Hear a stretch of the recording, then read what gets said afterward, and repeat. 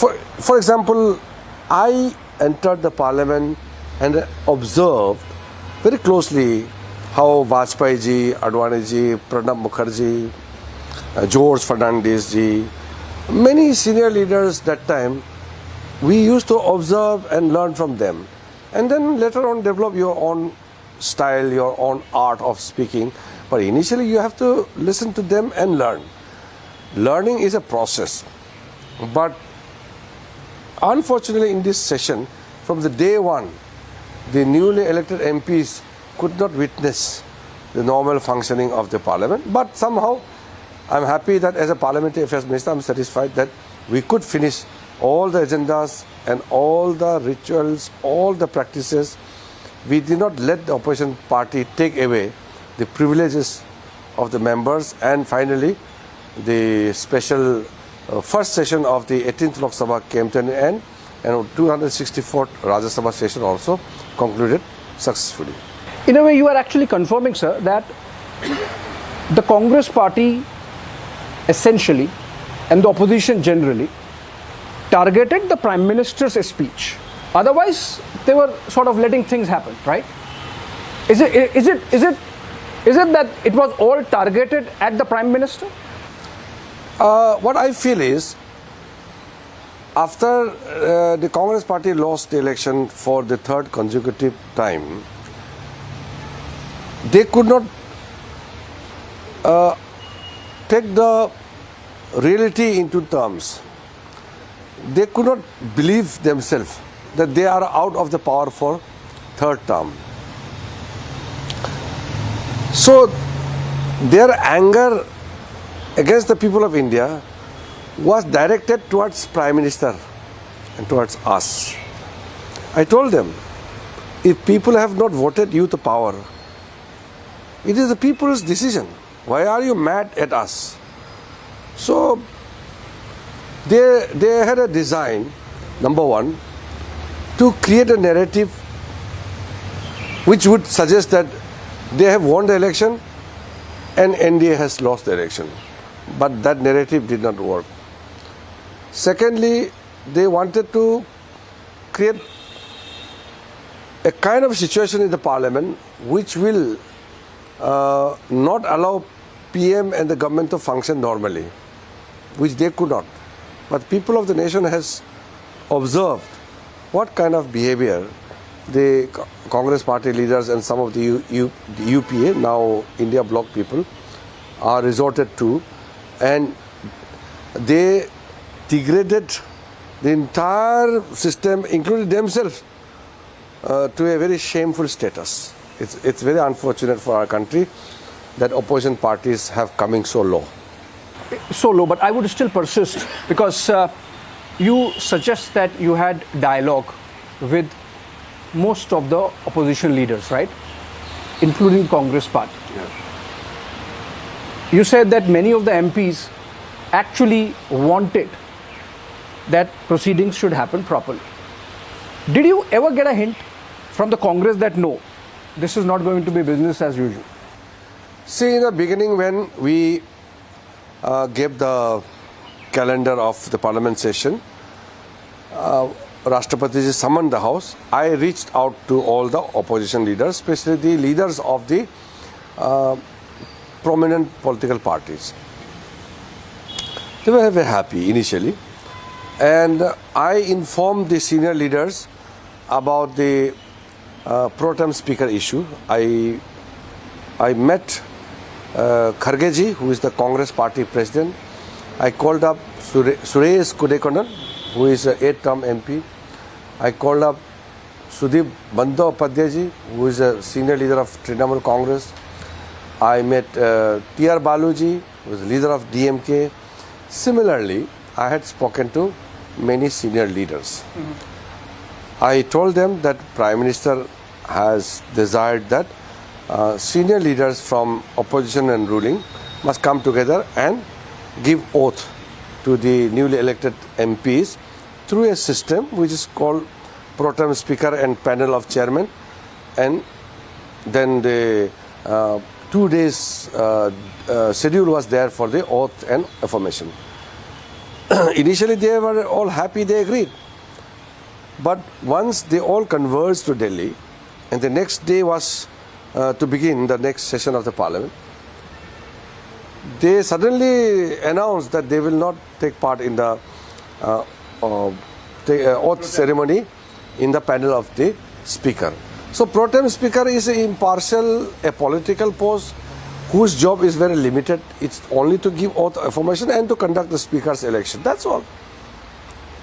It is not to conduct or pass any business. But unfortunately, they brought politics there also.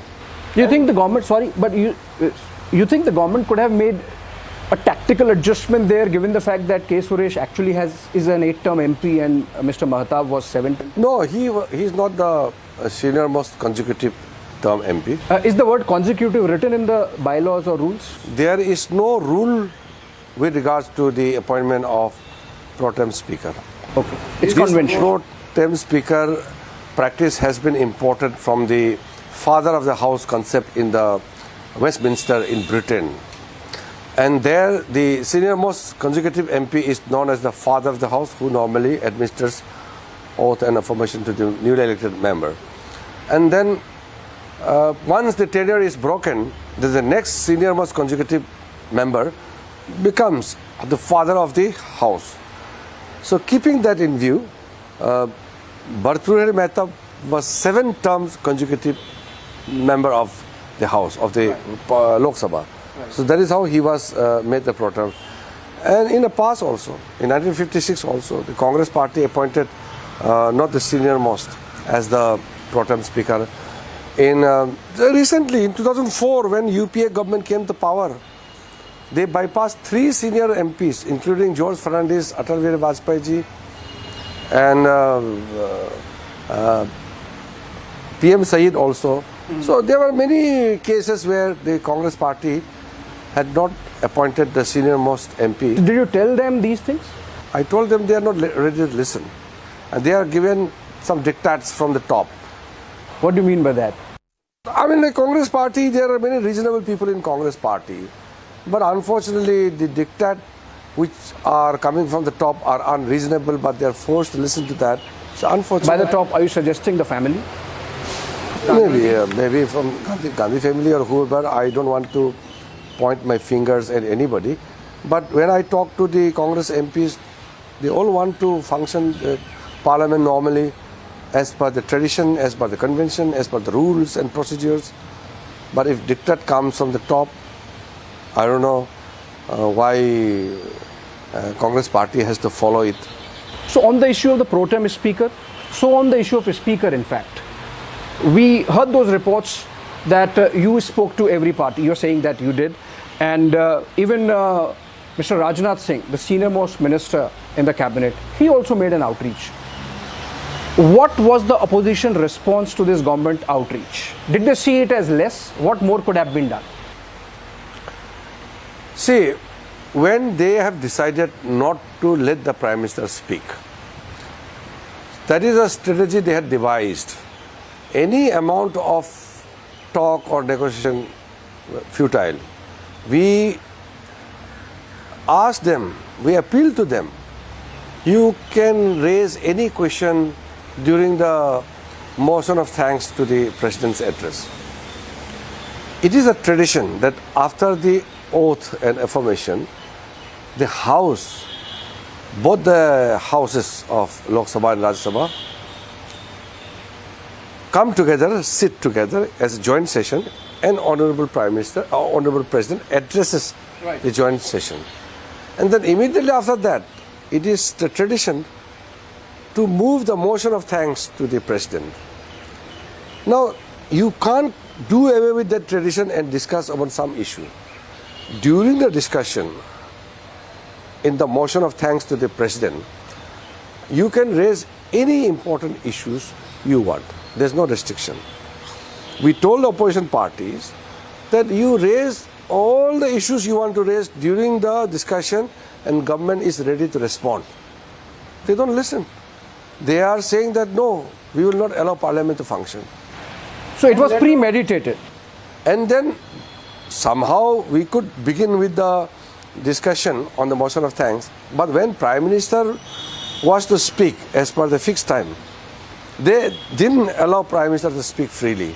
They prevented the members and the people from properly listening to the Prime Minister. So people want to hear Prime Minister. Is it not their democratic right to listen to the Prime Minister? You have the right to protest, but you have right not to be disturbed also. So those members who are very keen to listen to the Prime Minister have been deprived of the situation. But our Prime Minister is, you all very well know him, he finished his speech most emphatically. He convinced everybody that the opposition party is doing petty politics and the opposition party is misleading the nation by building a false narrative, and Prime Minister's speech had demolished the opposition. The viewers would want to understand, in fact, what's the rule book? Can the opposition be allowed to conduct itself in a manner in which it did, beyond the verbal reprimand that came by way of Speaker asking the opposition MPs to go back to their seats, not let there be pandemonium, etc.? Is there something in the rule book which says that this can't be allowed beyond a point?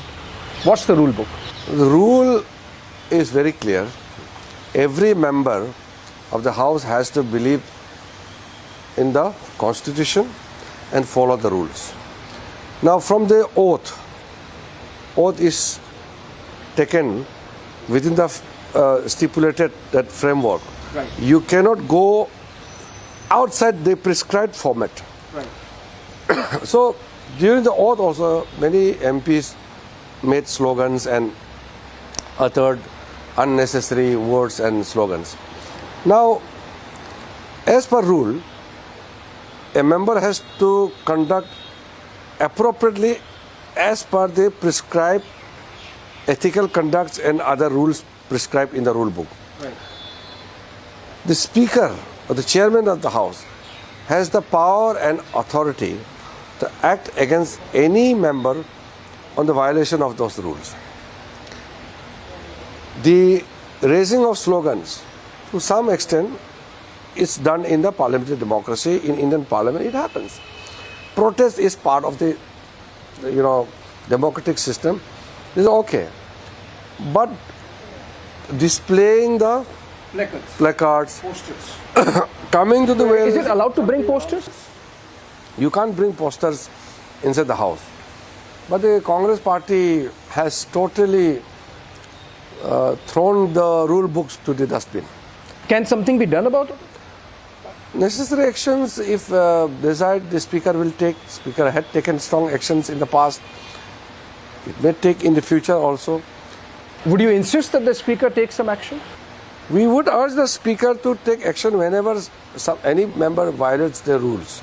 The Speaker did name and shame Rahul Gandhi. And in parliamentary convention, I believe it's a big thing that you are named for his conduct. But the kind of lies that were peddled, we saw the government ministers coming prepared and, as per procedure, intervene, interject and correct.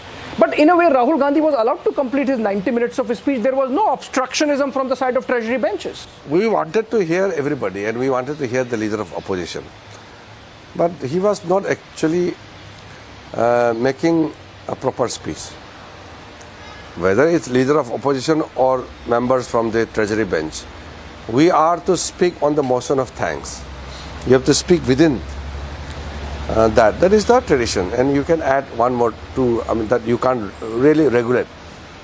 But what leader of opposition was doing was making wild allegations and very disturbing comments and remarks.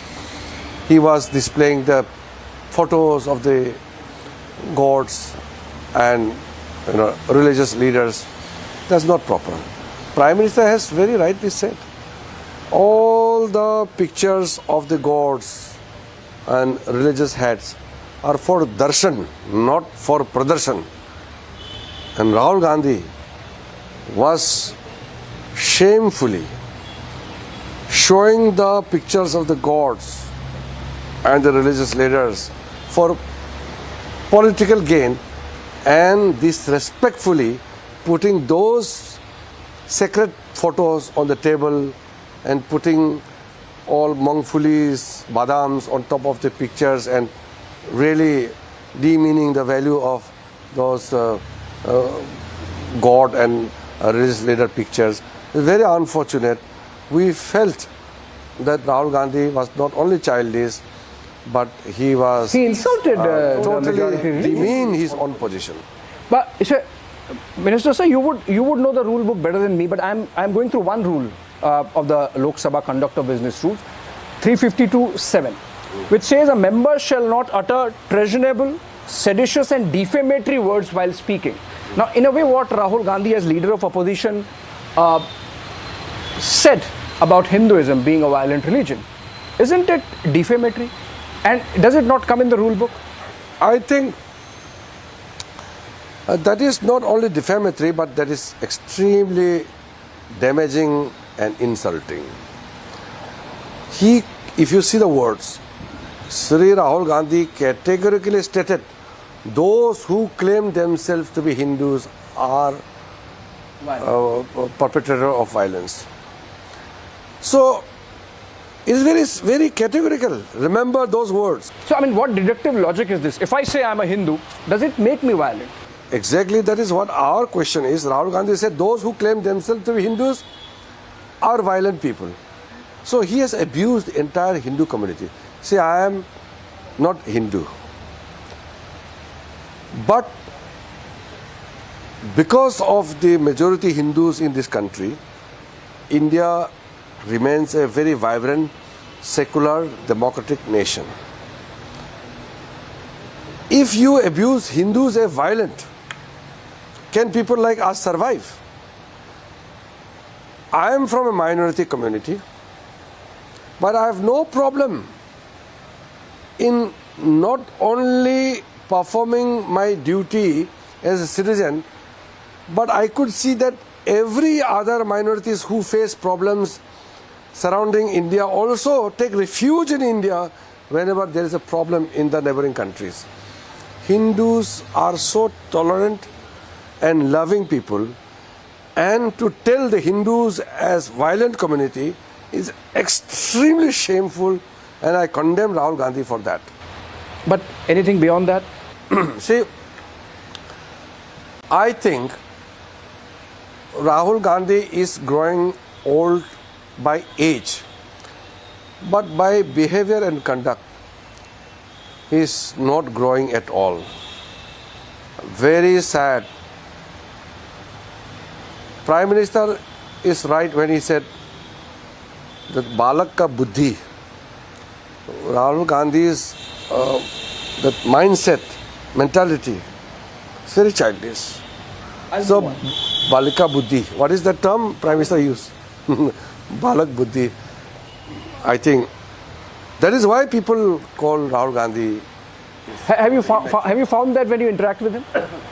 Personally, I have no problem with Rahul Gandhi or anybody. Why should we have problem?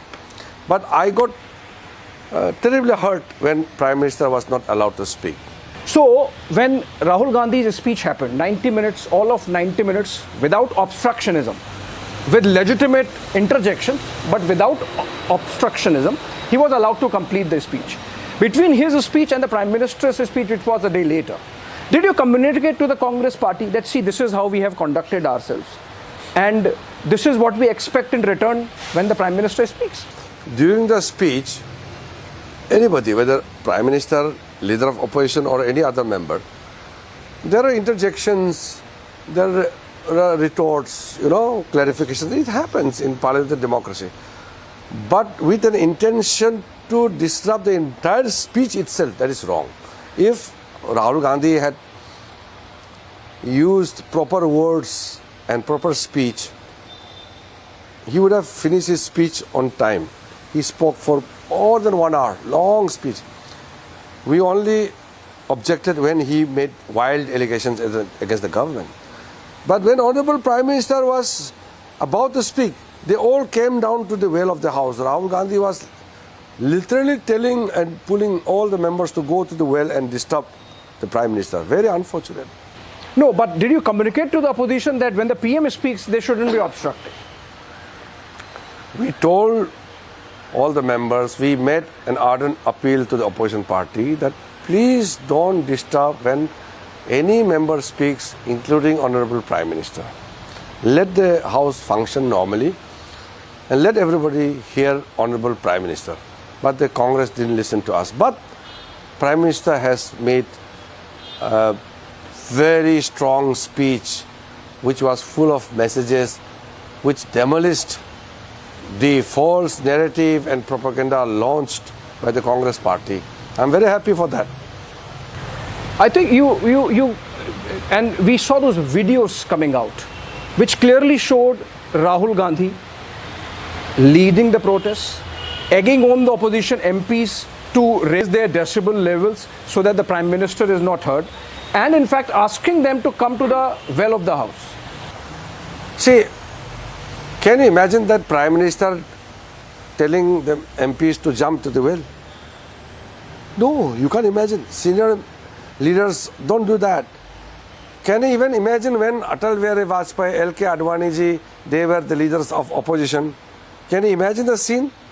That Vajpayee ji or Advani ji telling members to go to the well and shout and disturb the Prime Minister?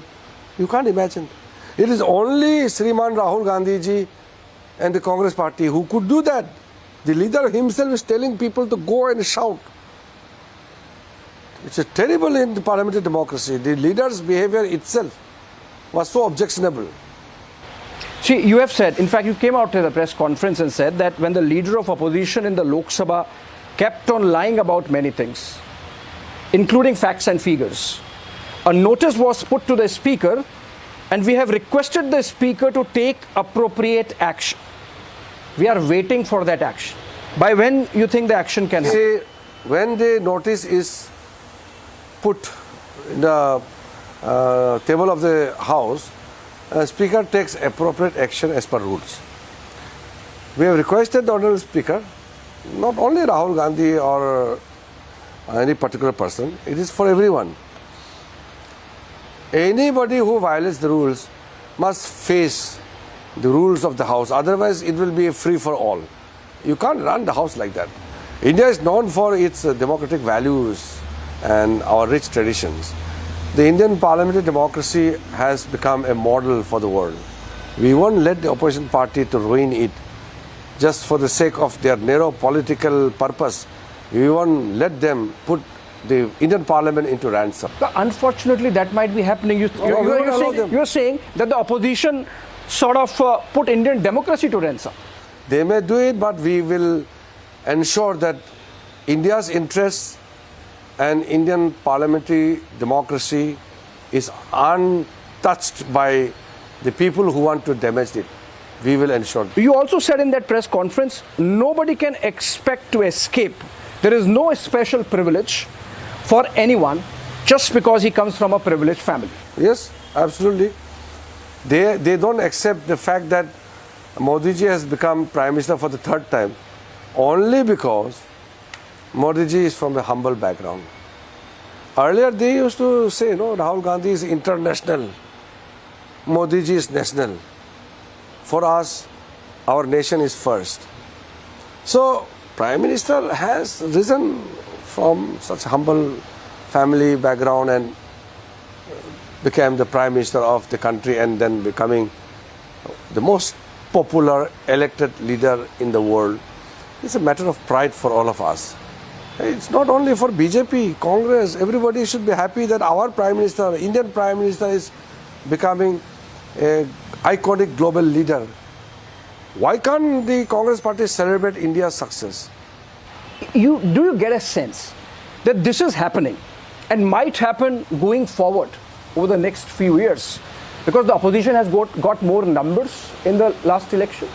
Are you getting a sense that the opposition has more numbers, Congress party has more numbers, so they are buoyed up and they are excited and they are thinking that this is how the mandate is, that we should be obstructing?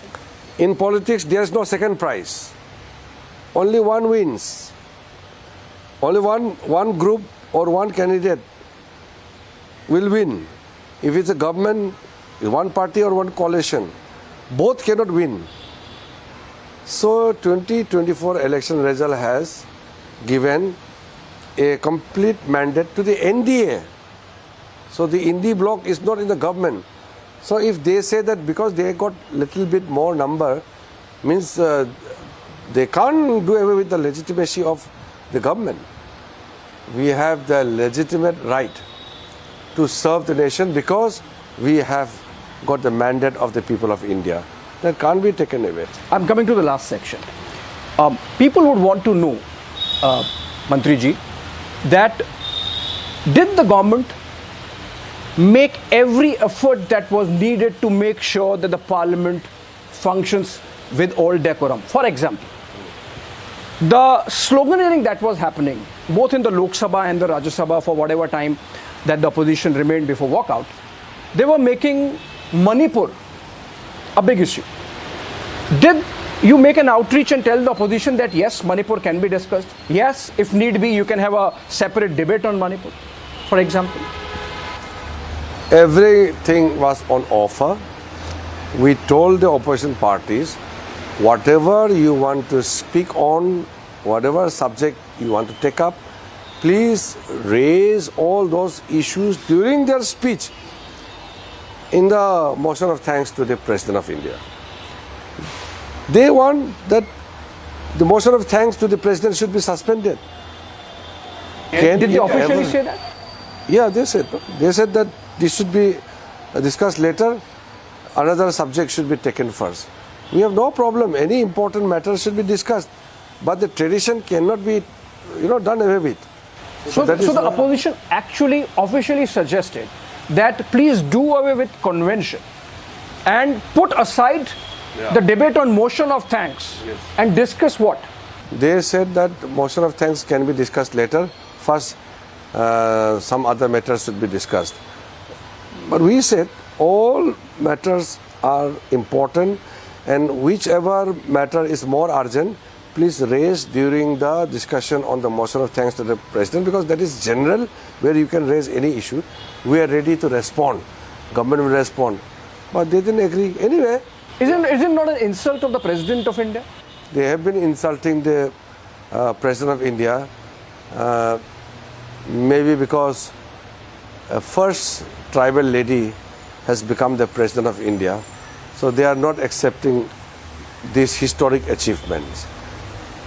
Insulting the President of India is not only insult to the tribals of this country, but it is an insult to the entire country. Congress party has on numerous occasions insulted the President. All those name callings, I can't even afford to repeat what the Congress leader had made remarked about the President of India. Yes. Just because our President is a tribal lady President. Is it something, a divine right for the Congress to make remarks against the tribal President?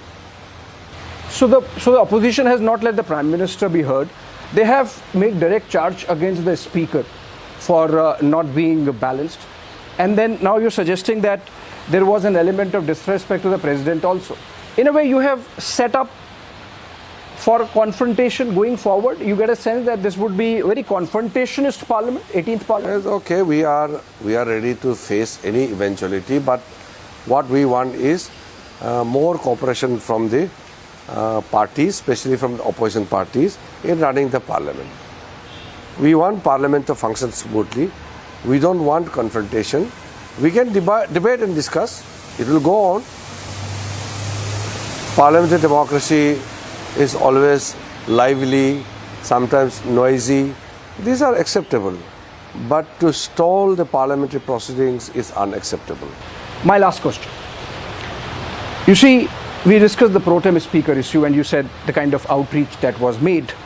On the issue of speaker also, a contest was forced only for the third or fourth time since independence.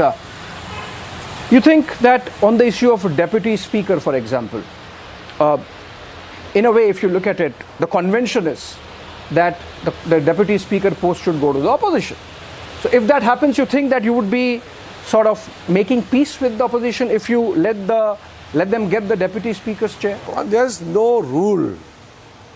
Convention. Conventional, and there have been practices, but you tell me in any of this UPA people, now Indie group, they have governments in many states. You find out one where they have given deputy speaker's post to opposition party. You tell me one. The Congress government in Telangana, Karnataka, or Aam Aadmi party in Delhi, Punjab, Trinamool Congress in West Bengal. You see where they have given deputy speaker post to the opposition. Go to the Tamil Nadu. Have they given deputy speaker post to opposition? What kind of justification Congress party is giving? They might say that because in 2014, you, instead of giving the deputy speaker's chair to opposition, gave it to AIADMK, the BJP started it. What I'm saying is, before making any allegation, the Congress party should see what they have done presently. You pick up any of the Congress ruled states in India and what they have practiced, then they should preach us. Can we hope that we would have a better parliament session next time? This time also we had a very nice session for us. We had done all the necessary things which are to be done as per rule, as per system. We concluded the 18th session of Lok Sabha successfully and 264th Rajya Sabha session successfully. Looking forward to budget session now. Thank you so much, Mr. Rijiju, for having this conversation with us. Hopefully, the nation would have a more consensus-driven proceedings in Parliament. We can just hope. Thank you so much. Thank you very much. Thank you.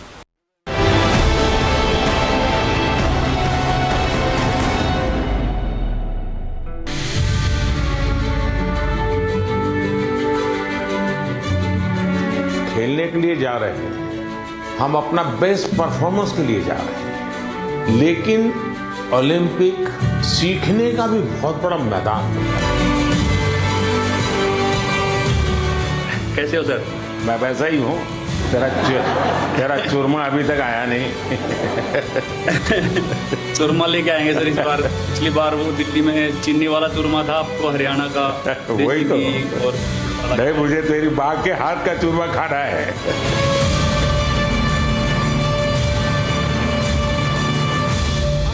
Pistachio presents Cracking News of the Hour.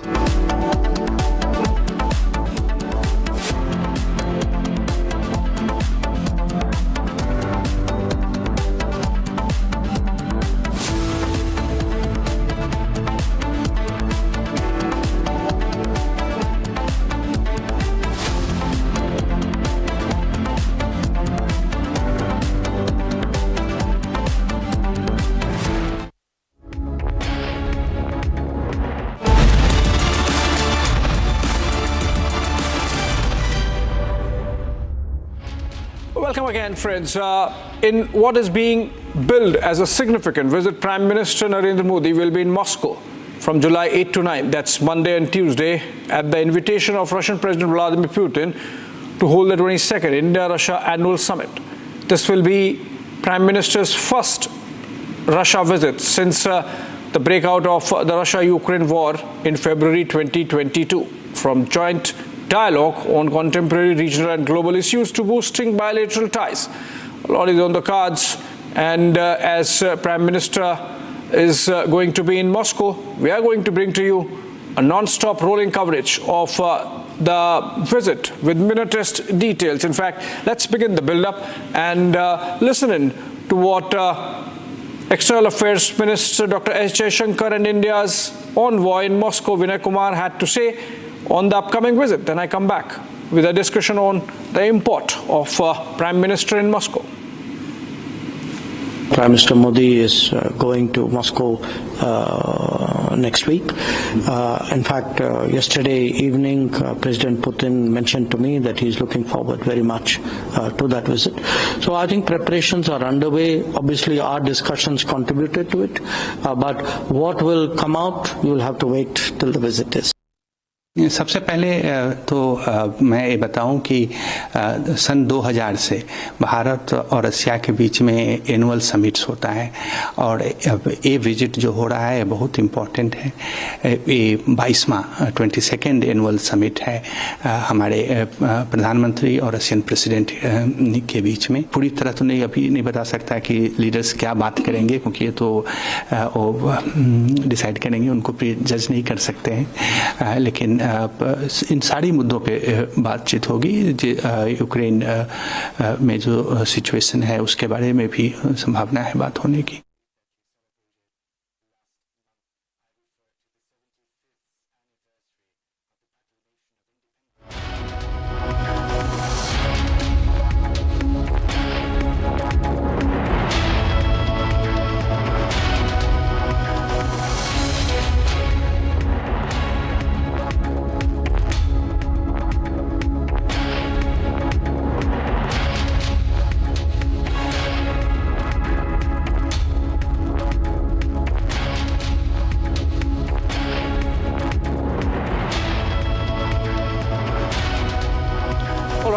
Joining us, Dr. Sergey Doryanov, joining us live from Moscow. He's president of the IDC Amicability.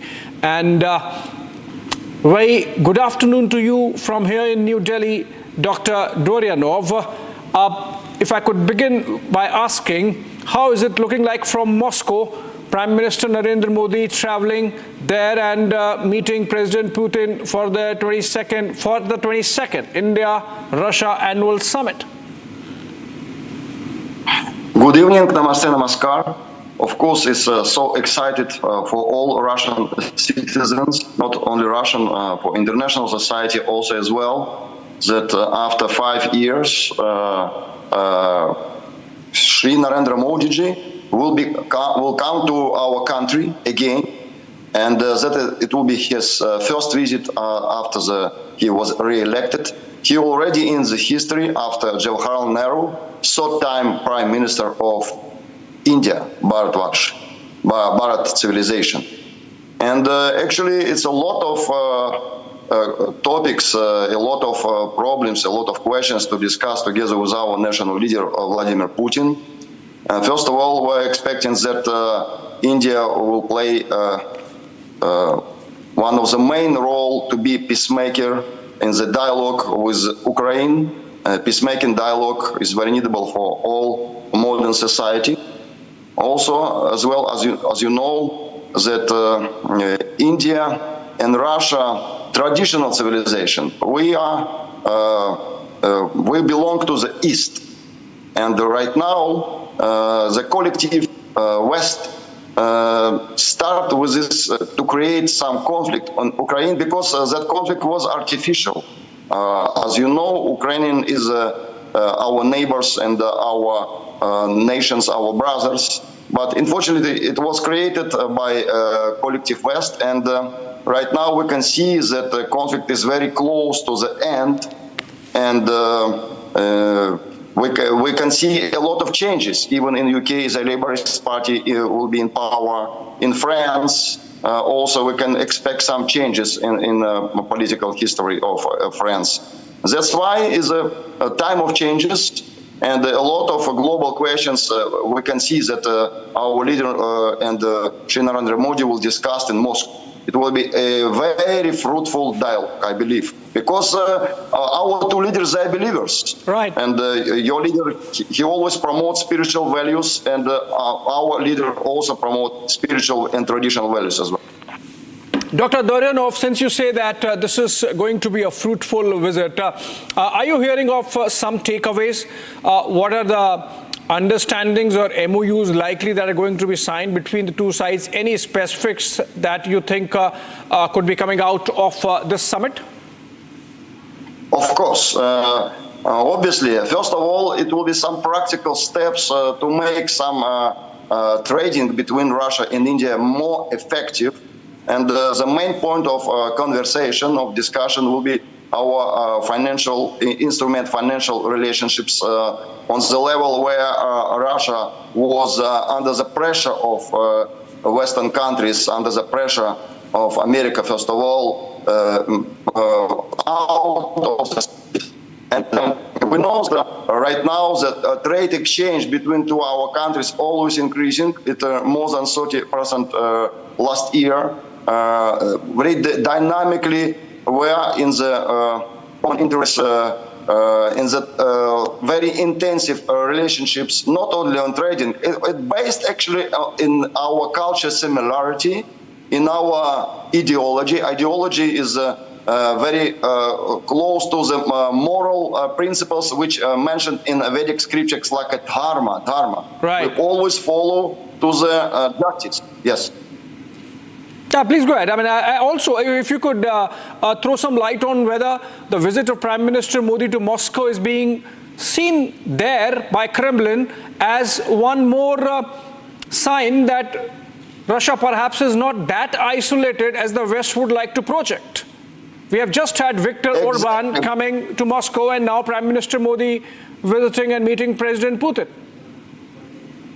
Yes, from the side of Narendra Modi, it's also big, we can tell, significant signal to the Western countries that he saw such a brave personality who can, after he was re-elected, he's not coming to UK or USA, he's coming to Russia.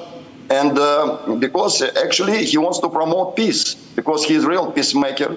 And on the level of our common understanding of the situation, based on dharma principles of morality and humanity, we can discuss without any,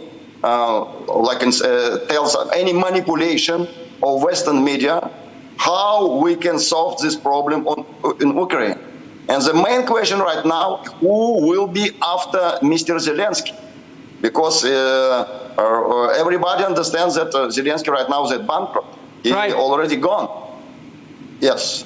Also, Dr. Doryanov, Prime Minister Modi is traveling to Moscow after his visit and participation in the G7 summit in Italy last month, where he also met President Zelensky of Ukraine. You think, since you talked about Prime Minister being a peacemaker, there could be some movement in that direction between Prime Minister Modi and President Putin when they have those talks?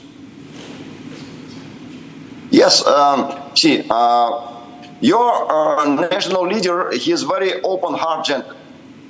He can feel the main pain of any war when we can see the loss of the lives of the people.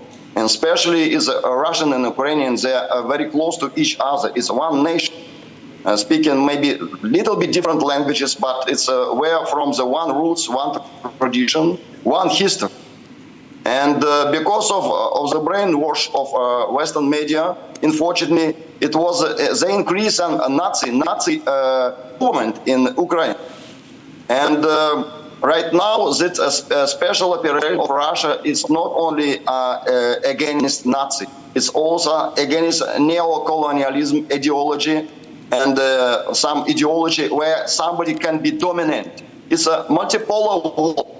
And where we can exist in the harmony and love, where we can see that China, India, Russia, like South Asia, we can see America also as well. We wish to America also to be a prosperity country with all achievements. But it should be some dharma principles is main important. And Vedic culture especially is fundamental global spiritual message to all of us.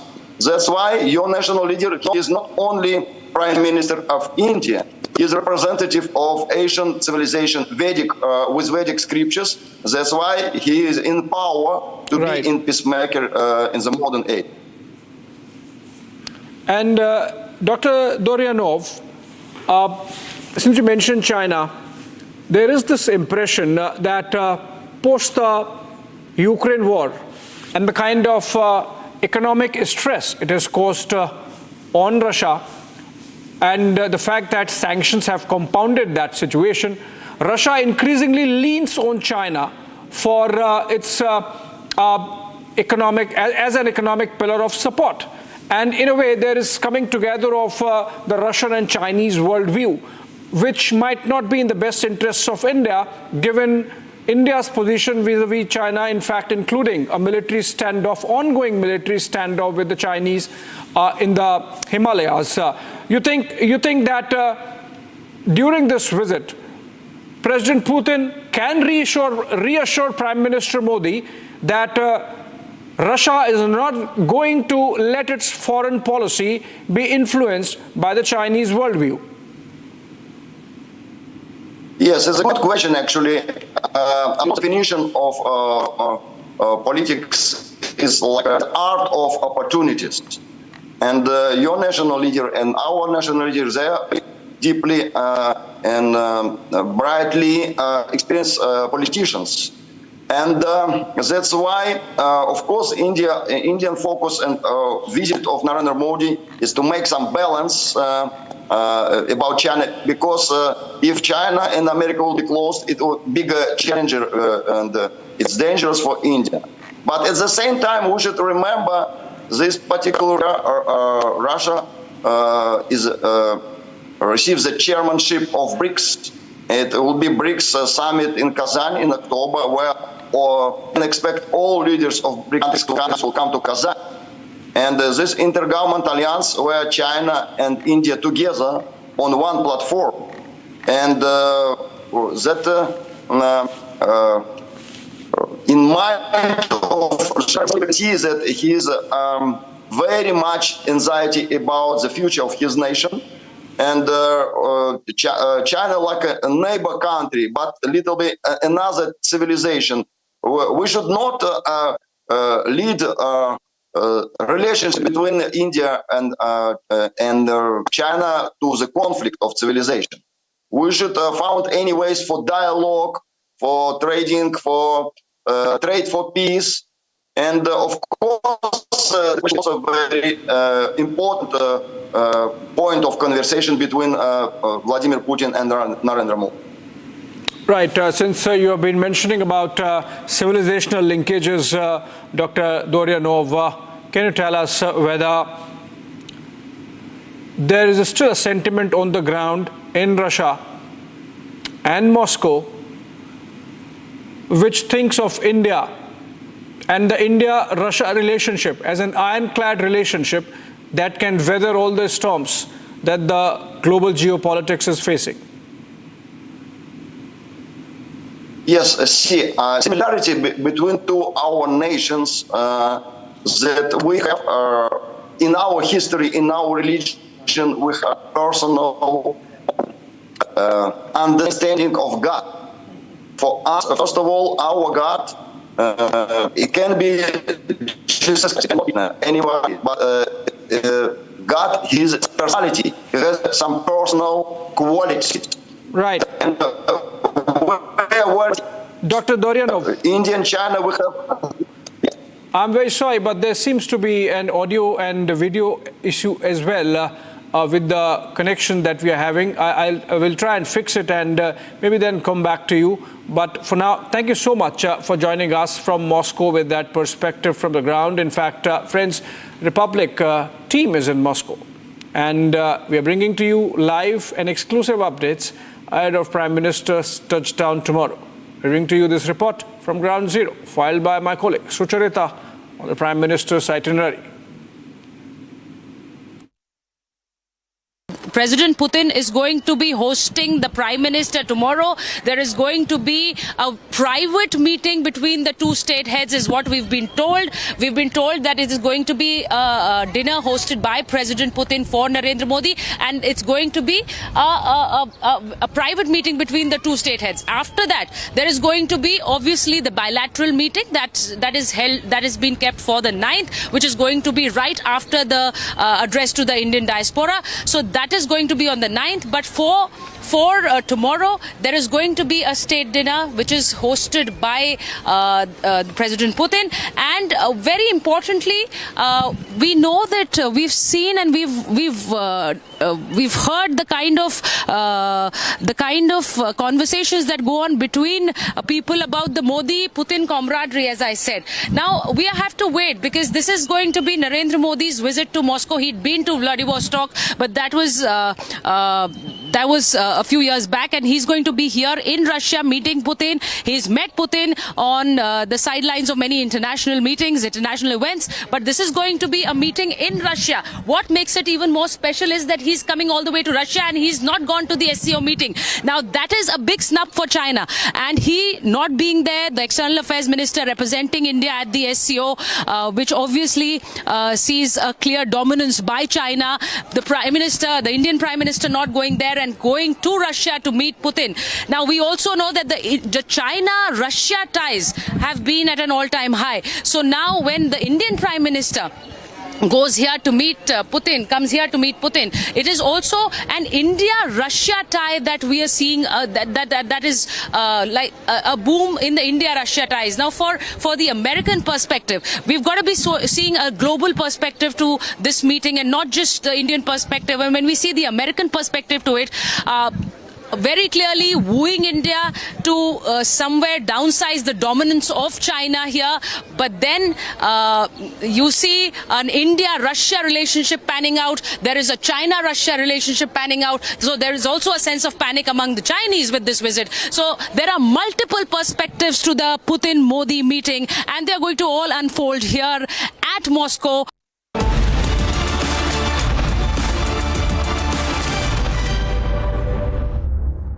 American Pistachio presents Cracking News of the Hour.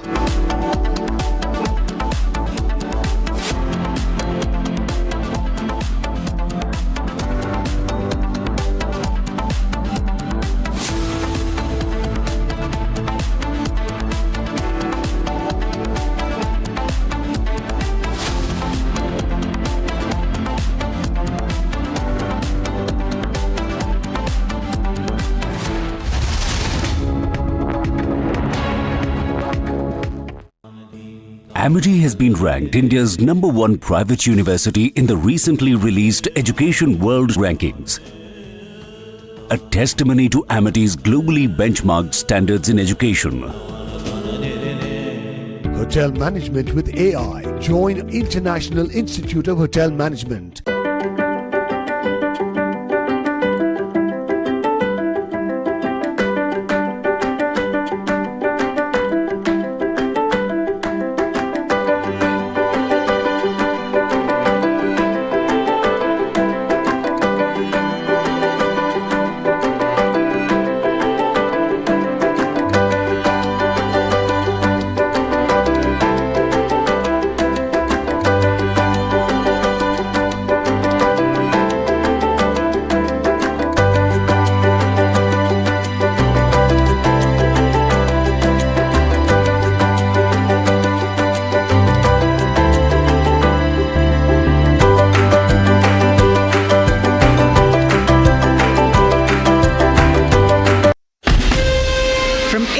Largest news headquarters, setting the agenda for Bharat.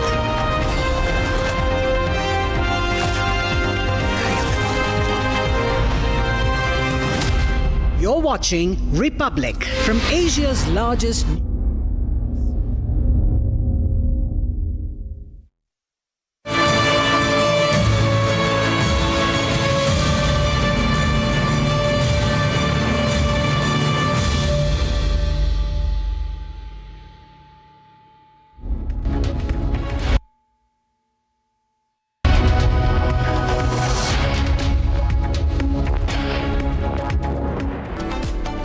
PM Modi's two-day Russia trip for the 22nd India-Russia summit in Moscow begins on Monday.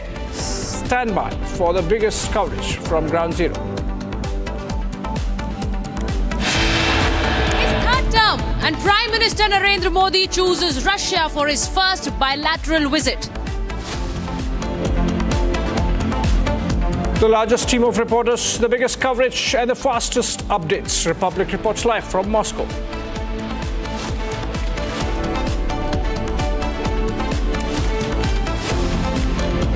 An FIR has been registered against Mahua Moitra for using abusive language based on NCW chief Rekha Sharma's complaint.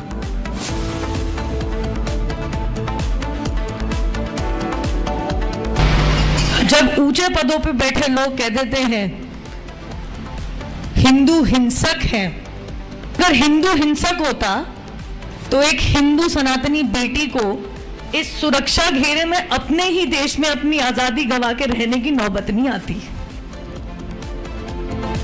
Nupur Sharma sends a clear message to Rahul Gandhi on his Hindus are violent remarks, speaks for the first time since being expelled from the BJP. तुम कहो तो वाह वाह, मैं सत्य भी कह दूं तो सर तन से जुदा, ये मेरे देश में नहीं चलेगा। मेरा देश भारतीय संविधान से चलेगा, किसी मजहबी कानून या शरिया से नहीं। Nupur Sharma, in her comment that's gone viral, says the country will run by Constitution of India, not by religious laws.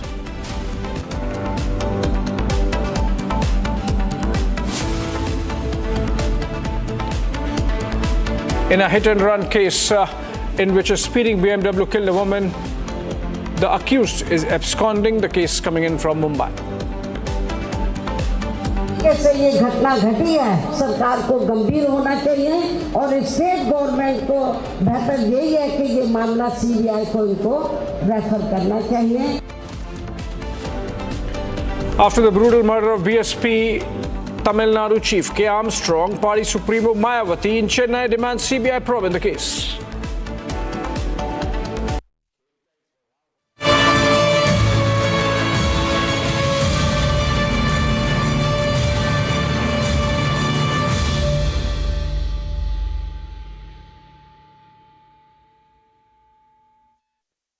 परम आदरणीय प्रधानमंत्री जी, माननीय मंत्रीगण, डॉक्टर पी.टी. उषा, हमारे पेरिस ओलंपिक्स में भाग लेने वाले सारे एथलीट्स आपके साथ वार्ता करने के लिए आए हैं। सर से मार्गदर्शन की अपेक्षा करते हैं। लगभग 98 लोग ऑनलाइन जुड़े हुए हैं सर, क्योंकि उनकी विदेश में ट्रेनिंग चल रही है, देश के दूसरे केंद्रों में ट्रेनिंग चल रही है और आने वाले कुछ दिनों में आप सभी लोग पेरिस के लिए रवाना होंगे। मैं अनुरोध करती हूँ सर से कि कृपया सबको मार्गदर्शन करें, प्रोत्साहन करें। धन्यवाद सर। आप सबका स्वागत है और जो साथी सब ऑनलाइन जुड़े हैं उनका भी स्वागत है। साथियों, मैं आज तो ज़्यादा समय नहीं लेता हूँ आपका, क्योंकि वो आप जाने के मूड में होंगे और जीतने के मूड में होंगे और मैं आपका जीत करके वापस आओगे तब स्वागत करने के मूड में हूं। और इसलिए वैसे मेरी कोशिश रहती है कि खेल जगत से जुड़े हमारे देश के जो सितारे हैं उनसे मिलता रहूं, नई चीजें जानता रहूं, उनके प्रयासों को समझता रहूं और सरकार के नाते अगर व्यवस्था में कुछ बदलाव लाना है, कुछ प्रयास बढ़ाने हैं तो इस दिशा में कुछ काम।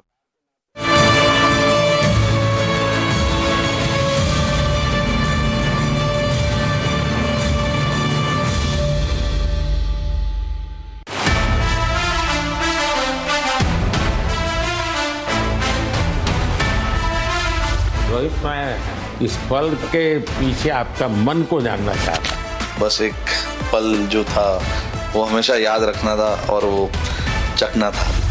जो रोहित और इन सब लड़कों ने जो फाइटिंग स्पिरिट दिखाई है, जो नेवर से डाई एटीट्यूड दिखाई है, मैं लड़कों को कांग्रेचुलेट करना चाहता हूँ। मुझे बस खुशी थी कि मैं टीम को उस जगह तक ले जा पाया जहाँ से हम मैच को जीतने की कोशिश कर सकते हैं। क्यों सीरियस है?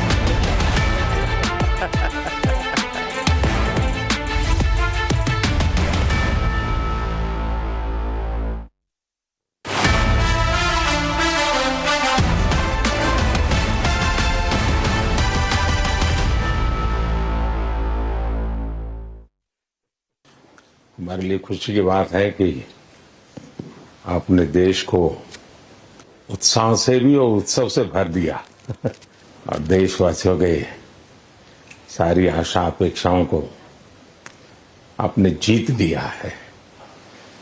मेरी तरफ से बहुत बहुत बधाई आपको। आमतौर पर मैं देर रात दफ्तर में काम करता रहता हूँ, तो लेकिन इस बार मैं टीवी भी चल रहा है, तो फाइल भी चल रही थी तो ध्यान केंद्रित नहीं बना रहा फाइल में लेकिन आप लोगों ने शानदार अपने टीम स्पिरिट को भी दिखाया है, अपने टैलेंट को भी दिखाया है और एक पेशेंस नजर आ रहा था। मैं देख रहा था कि पेशेंस था, तो हड़बड़ी नहीं थी, बड़ा आत्मविश्वास से भरा हुआ आप लोगों का। तो मेरी तरफ से आपको बहुत बहुत बधाई है साथियों। पहले तो मैं शुक्रिया कहना चाहता हूं आपका कि आपने हमें मौका दिया आपको आपके साथ मिलने का। और आपने जब हम नवंबर में अहमदाबाद में हम वो मैच हारे थे, तो वहाँ पे भी आप आए थे जब हमारा थोड़ा समय इतना अच्छा नहीं था। तो हमें बहुत खुशी हुई कि आज हम आपको इस खुशी के मौके पे भी मिल सकते हैं। मैं सिर्फ ये कहूँगा कि जो रोहित और इन सब लड़कों ने बहुत जो फाइटिंग स्पिरिट दिखाई है, जो नेवर से डाई एटीट्यूड दिखाई है बहुत मैचेस में, फाइनल में जाके भी वो बहुत मतलब इन लड़कों का बहुत क्रेडिट है इसमें। बहुत मेहनत की है इन लड़कों ने। बड़ी खुशी की बात है कि जो इन लड़कों ने इंस्पायर किया है, जो यंग जनरेशन आएगी, ये लड़के भी इंस्पायर हुए हैं। 2011 का जो विक्ट्री थी उसको देख के बड़े हुए हैं काफी ये लड़के। तो अभी इन लड़कों ने ये परफॉर्मेंस दे के आई एम श्योर लड़के लड़कियां हमारे देश में इन लोगों को हर स्पोर्ट्स में बहुत इंस्पायर किया है। तो हम पहले शुक्रिया देना चाहते हैं आपका, और मैं सिर्फ इन लड़कों को कांग्रेचुलेट करना चाहता हूँ। बधाई तो आप लोगों को है भाई, देश के नौजवानों को आप बहुत कुछ आगे वाले दे सकते हैं। विक्ट्री तो दिए हैं, लेकिन आप उनको बहुत इंस्पायर कर सकते हैं। हर छोटी छोटी चीज में आप देश के लोगों को गाइड कर सकते हैं। अपने आप में एक आपके पास एक अथॉरिटी है ना। चाहे क्यों सीरियस है, हाँ? मैंने सही पकड़ा है ना?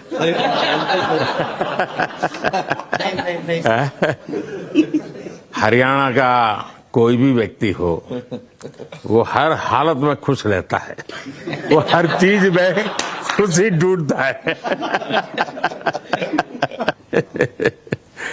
रोहित, मैं इस पल के पीछे आपका मन को जानना चाहता हूँ।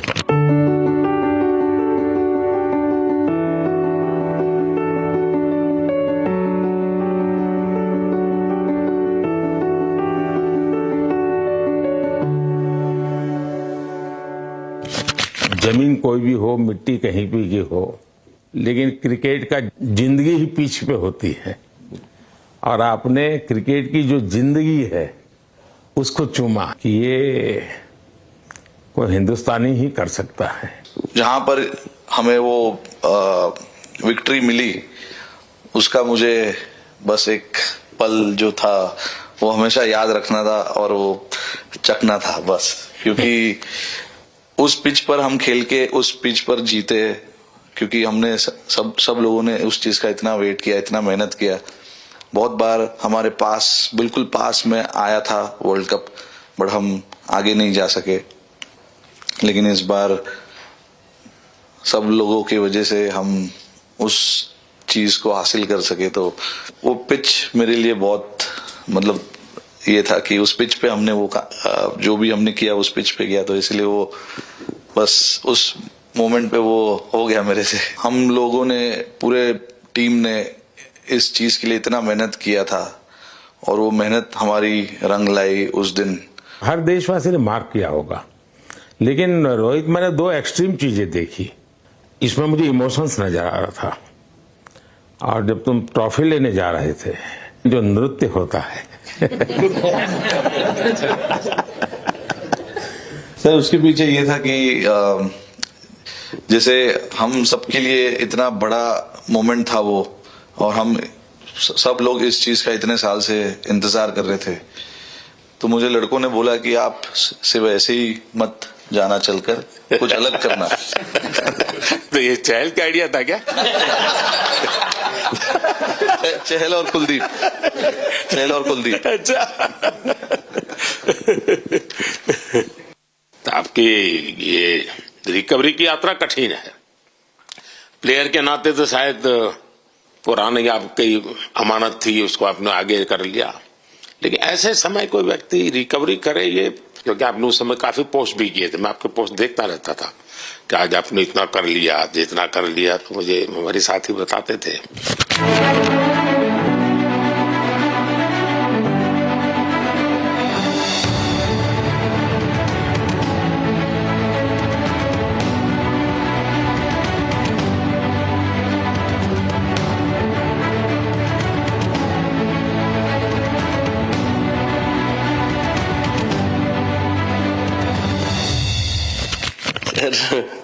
थैंक यू पहले कि आपने हम सबको यहाँ बुलाया। इसके पीछे सर नॉर्मल थॉट था ये, क्योंकि 1.5 साल पहले मेरा एक्सीडेंट हो गया था, तो काफी टफ टाइम चल रहा था। वो मेरे को याद है बहुत ज्यादा, क्योंकि आपका कॉल आया था सर मेरी मम्मी को, तो बहुत ज्यादा दिमाग में बहुत सारी चीजें चल रही थी। बट जब आपको कॉल आया, मम्मी ने मेरे को बताया कि सर ने बोला कोई प्रॉब्लम नहीं है, तब थोड़ा मेंटली रिलैक्स हुआ काफी।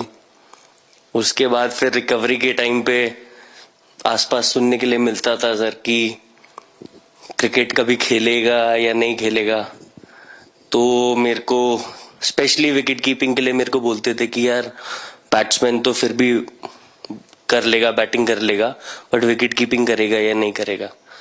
तो पिछले 1.5-2 साल से सर यही सोच रहा था कि यार वापस फील्ड में आके जो कर रहा था उससे बेटर करने की ट्राई करनी है, और किसी और के लिए नहीं बट अपने आप को प्रूव करना है, नहीं वापस डेडिकेट करके कि यार नहीं वापस इंटरनेशनल क्रिकेट खेलना है और इंडिया को जिताने को देखना है। ऋषभ, जब आपका रिकवरी चल रहा था, मैंने आपसे माँ से बात किया था, मैंने 2 बातें कही थी। एक तो मैं पहले डॉक्टर से चर्चा की थी, तो डॉक्टरों से मैंने ओपिनियन लिया था, फिर मैंने कहा कि भाई कहीं इसको बाहर ले जाना है तो आप मुझे बताइए, हम चिंता करेंगे। लेकिन मुझे आश्चर्य था आपकी माँ के आत्मविश्वास का। ऐसा लग रहा था जब मैं उनसे बात कर रहा था, मेरा परिचय तो नहीं था, कभी मिला तो नहीं था, लेकिन ऐसा लग रहा है जैसे वो मुझे आश्वासन दे रही है। ये ना बड़ा गजब का था जी। तो मुझे लगा कि जिसको ऐसी मां मिली है वो कभी विफल नहीं जाएगा, ये मेरा मन में विचार आया था, उसी समय आया था जी, और आपने करके दिखाया जी। और सबसे बड़ा मुझे जो लगा, मैंने आपसे बात किया, किसी का दोष नहीं, ये मेरा दोष है, ये बहुत बड़ी बात है जी। वरना कोई भी बहाना निकालता, गड्ढा था, डिगना था, फलाना था, आपने ऐसा नहीं किया, ये मेरी गलती थी। शायद ये आपका जीवन के प्रति जो ओपननेस है, और मैं छोटी छोटी चीजों को ऑब्जर्व करता हूं दोस्त, और हर किसी से सीखता हूं। तो मैं सच बताता हूं, आपका जीवन देश के पेशेंट्स इन जनरल और प्लेयर्स इन पर्टिकुलर बेपक्का बड़ी इंस्पिरेशन लेंगे जी। और मैं जानता हूं जो विकेट कीपर होते हैं उनकी जो कोचिंग होती है कितनी कठिन होती है, घंटों तक अंगूठे पकड़ा के खड़ा रखते थे, लेकिन आपने उसी लड़ाई को जीता है, तो बहुत बड़ा काम किया है जी, बधाई आपको। Thank you sir. उतार चढ़ाव आते हैं, लेकिन एक जो लंबी तपस्या होती है वो समय पे काम आती है। आपने खेल में जो तपस्या की है वो जरूरत पड़ने पर उसने अपना रंग बिखेरा।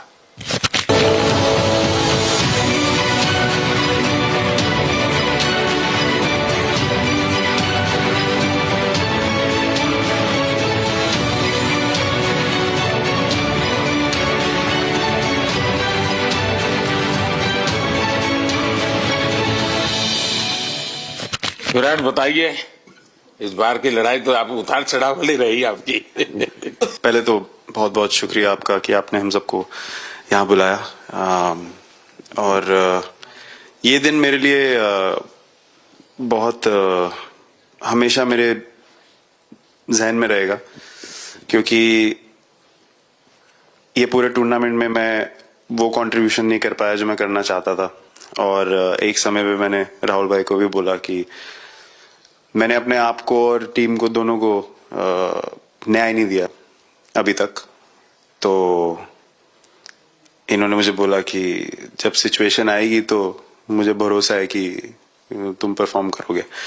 तो ये कॉन्वर्सेशन हमारी हुई थी, और जब हम खेलने भी गए तो मैंने पहले ही रोहित को बोला, क्योंकि मेरा जैसे टूर्नामेंट गया था मुझे इतना कॉन्फिडेंस नहीं था अंदर जब मैं खेलने जा रहा था कि वैसी बैटिंग हो सकेगी जैसी मैं करना चाहता हूँ। तो जब हम खेलने गए मुझे पहले 4 बॉलों में 3 चौके मिले, तो मैंने इसको जाके बोला, मैंने कहा यार ये क्या गेम है ये, मतलब एक दिन ऐसे लगता है 1 रन नहीं बनेगा और एक दिन आप जाते हैं और सब कुछ होने लगता है। तो वहां पे मुझे फील हुआ कि, और स्पेशली जब हमारी विकेट गिर गई, कि वो सिचुएशन में मुझे अपने आप को सरेंडर करना है। टीम के लिए क्या जरूरी है इस समय पे, सिर्फ वो ही मेरे फोकस में था। और मुझे ऐसा फील हुआ कि वो मुझे उस जोन में डाला गया। अब वो मैं किस वजह से डाला गया वो एक्सप्लेन करना मुश्किल है, बट मुझे ऐसा फील हुआ कि बिल्कुल मैं उस मोमेंट में बंध गया। और बाद में मुझे समझ आया कि जो चीज होनी होती है वो किसी भी तरीके से होती है। तो ये होना ही था मेरे साथ, टीम के साथ। अगर आप मैच भी देखें, जिस तरीके से हम मैच जीते एंड में, जो सिचुएशन थी, हम लोगों ने एक एक बॉल को जिया एंड में, जहां से मैच पलटा, और हमारे अंदर क्या चल रहा था वो हम एक्सप्लेन नहीं कर सकते। एक एक बॉल में कि मैच यहाँ जा रहा है वहां जा रहा है। एक समय पे उम्मीद छूट चुकी थी, उसके बाद हार्दिक ने विकेट लिया, उसके बाद एक एक बॉल करके वो एनर्जी फिर बनी। तो मुझे खुशी इस बात की कि मैं इतने बड़े दिन में कंट्रीब्यूट कर पाया टीम के लिए एक मुश्किल समय के बाद। और वो पूरा दिन जैसे गया हमारा, और जिस तरीके से हम जीते, जैसे मैंने बोला, वो मैं कभी नहीं भुला पाऊंगा अपनी जिंदगी में। तो मुझे बस खुशी थी कि मैं टीम को उस जगह तक ले जा पाया जहां से हम मैच को जीतने की कोशिश कर सकते हैं। ये सबको लग रहा था विराट कि टोटल आपका 75 और बाद में एकदम 76। तो कभी कभार ये पल होती है जी, जब सब लोग कहते हैं यार तुम ही कर लोगे, वो भी एक बार करा के ड्राइविंग फोर्स बन जाता है। लेकिन परिवार से इमीडिएट क्या रिएक्शन आया होगा जब 75 में दबे रहते थे? तो अच्छी बात ये थी सर, यहाँ टाइम का डिफरेंस ज्यादा है, तो परिवार से ज्यादा बात नहीं हुई। मेरी मम्मी ज्यादा टेंशन ले लेती हैं।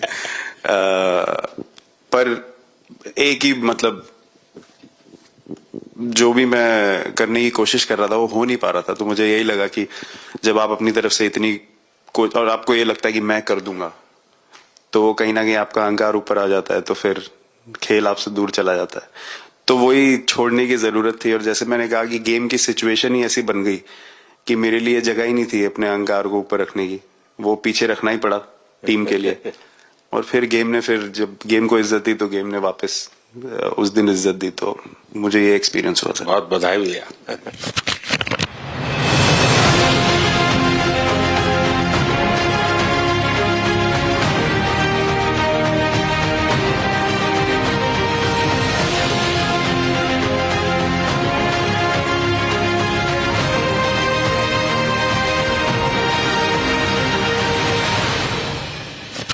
बाजी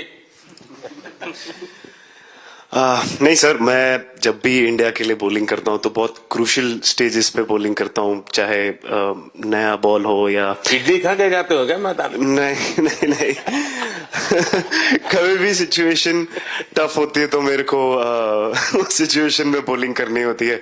तो मुझे बहुत अच्छा लगता है कि जब मैं टीम की मदद कर पाता हूँ और कोई भी टफ सिचुएशन से मैच अगर निकाल पाता हूँ तो मुझे बहुत कॉन्फिडेंस मिलता है, और आगे जाते हुए भी वो मैं कॉन्फिडेंस को कैरी करता हूँ। और स्पेशली ये टूर्नामेंट में बहुत सारी सिचुएशंस ऐसी आई जहाँ मुझे टफ ओवर्स डालनी थी और मैं टीम को हेल्प कर पाया और मैच जिता पाया। जितना मैंने क्रिकेट को देखा है, हमेशा देखा 90 के बाद कितना ही विक्ट्री का मूड हो, सब कुछ हो, फिर भी जो बैट्समैन होता है वो थोड़ा सीरियस हो जाता है। 90 के बाद वो वैसा ही लास्ट ओवर हो, हार जीत एक बॉल के सहारे हो, तो कितना बड़ा तनाव होता होगा। ऐसे में उन समय कैसे आप संभालते हैं अपने आप को? अगर मैं सोचूंगा कि हार जाएंगे या मेरे को मैच में कुछ एक्स्ट्रा करना है तो मैं शायद गलती कर दूंगा या नर्वस हो जाऊंगा, या क्राउड को देखूं या नर्वस होकर दूसरे लोगों को देखूं तो शायद मेरे से गलती हो सकती है। तो मैं उस टाइम फोकस करता हूं अपने आप के बारे में, सोचूं कि मैं क्या कर सकता हूं, और जब मैंने पहले अच्छा किया है तो मैंने क्या किया है जब मैंने टीम को हेल्प कर पाया हूं। तो वो सब चीजें याद करने की कोशिश करता हूं कि अच्छे दिन में मैंने टीम को कैसे हेल्प किया है, तो वो सब चीजें याद करके अपना बेस्ट देने की कोशिश करता हूं। लेकिन ये तो बड़ा तनाव रहता होगा यार, पराठे के बिना दिन निकलता नहीं है। नहीं सर, वेस्ट इंडीज में तो इडली पराठे कुछ भी नहीं मिल रहे थे जो मिल रहा था उससे ही काम चला रहे थे हम लोग। पर या बहुत अच्छा सिनेरियो रहा, बहुत बैक टू बैक हम ट्रैवल भी कर रहे थे, तो एज ए टीम बहुत अच्छा टूर्नामेंट गया। फर्स्ट टाइम वर्ल्ड कप जीते, इतना इमोशंस कभी एक्सपीरियंस नहीं किया था, तो बहुत प्राउड फीलिंग है, और इससे बेटर फीलिंग मैंने आज तक एक्सपीरियंस ही नहीं की। बहुत बढ़िया किया आपने, लेकिन देश प्राइड करते हो, गर्व होता है सबको।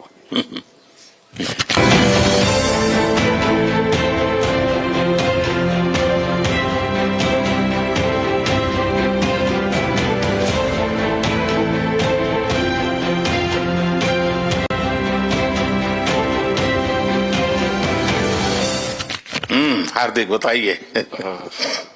First of all thank you बुलाने के लिए हमें, और आई मीन वो जो इंटरव्यू के टाइम जो मैं बोला था वो इसलिए था क्योंकि 6 महीने थोड़े काफी एंटरटेनिंग रहे हैं मेरे लिए, काफी उतार चढ़ाव के साथ रहे हैं, जहाँ ग्राउंड पे गया हूँ और पब्लिक ने बूइंग किया है और बहुत सारी चीजें गई, और हमेशा मैंने माना था कि मैं जवाब अगर दूंगा तो मैं खेल से दूंगा, कभी अपने जवाब से नहीं दूंगा। और मतलब उस टाइम भी स्पीचलेस हूँ, अभी भी स्पीचलेस हूँ, क्योंकि जो बोलते ना, एक आप हमेशा झगड़ते रहते। मैं लाइफ में हमेशा मानता था कि आप बैटल में लड़ते रहे, कभी भी ग्राउंड छोड़ के ना जाए, क्योंकि ये मुश्किल भी यही दिखाता है और सक्सेस भी यही दिखाता है। सो बिलीव किया सर कि रहेंगे, मेहनत करेंगे, और सब टीम प्लेयर्स का, सबका कैप्टन, कोच, सबका सपोर्ट बहुत बढ़िया था, और बस प्रिपरेशन किया और तैयारी की, और ऊपर वाले तकदीर भी ऐसी दी गेट लास्ट ओवर में मौका मिला। नहीं, वो ओवर तो आपके हिस्टोरिकल हो गए, लेकिन सूर्या को क्या कहा आपने? सूर्या ने जब सूर्या ने कैच पकड़ा, हम सबका फर्स्ट रिएक्शन हम लोग सबने सेलिब्रेट कर दिया। फिर रियलाइज हुआ कि सूर्या को पूछ तो ले कि भाई सूर्या परफेक्ट है ना, तो पहले कंफर्मेशन लिए कि भाई हमने सेलिब्रेट तो कर लिया, कि तूने, तो उसने बोला कि नहीं नहीं, और मतलब गेम चेंजिंग कैच पकड़ लिया, जहां से पूरी हम जहां टेंशन में था वहां से सब खुशी में चले गए।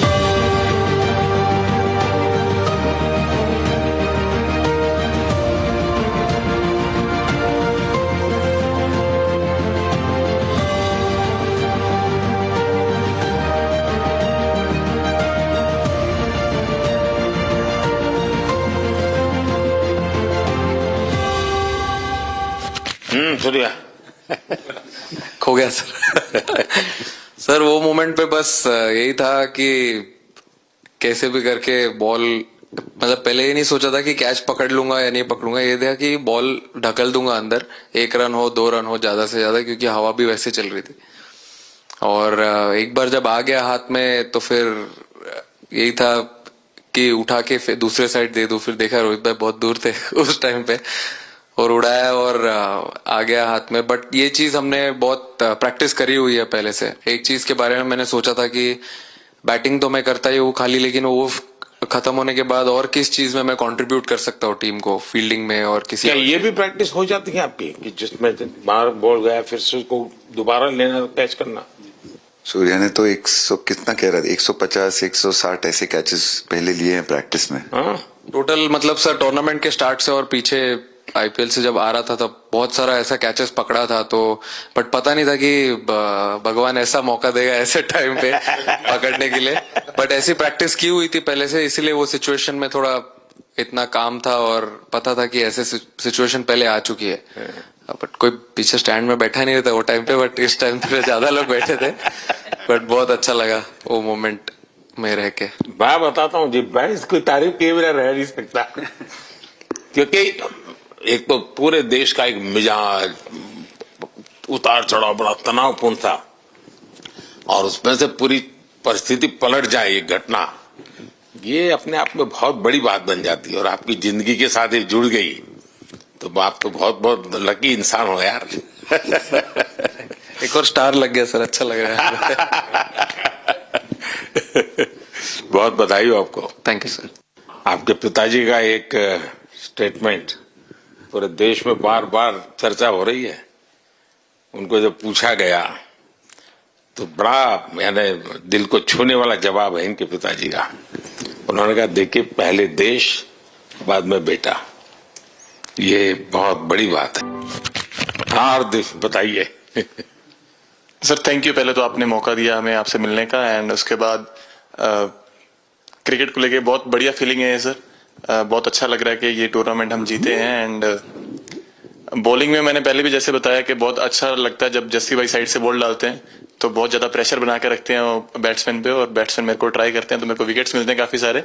और बाकी भी बॉलर्स ने बहुत अच्छे से गेंदबाजी की है, तो मैं कहूंगा उसका फल मेरे को मिलता रहा। एंड वही काफी मजा आ रहा था, मेरे को विकेट्स मिल रहे थे, एंड क्रेडिट सारी टीम को जाता है।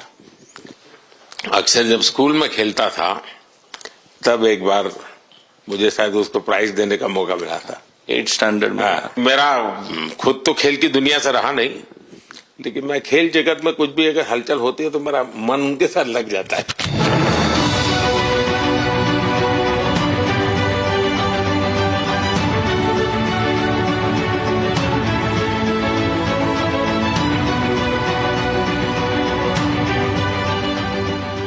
वो कैच में यही था, उनकी पार्टनरशिप बनी हुई थी। पहले ओवर में विकेट गिरा था, उसके बाद गिरा नहीं था, और जब कुलदीप बॉल डाल रहा था तो मैं जिस तरफ खड़ा था उस तरफ ही हवा चल रही थी, तो मैं खड़ा था और उसने जब शॉट मारा तो मुझे लगा कि इजी कैच हो रहा है, बट वो हवा के साथ इतना तेज जाने लगा तो मैं पहले सोच रहा था मैं लेफ्ट हैंड में पकड़ूंगा, लेकिन जब बॉल गया तो मतलब ये तो राइट हैंड पे जा रहा है, तो फिर जंप मैंने मारा उस टाइम पे, और जब हाथ में इतना जोर से आवाज आया उस टाइम पे मुझे कि तब मुझे रियलाइज हुआ कि हाथ में पकड़ लिया है मैंने। और I think most of the time 10 में से 9 बार छूट जाती है ऐसे कैच, बट लकी था कि वर्ल्ड कप में इस टाइम पे जब टीम को जरूरत थी तब वो कैच पकड़ लिया मैंने। तो अमूल का दूध काम कर रहा है।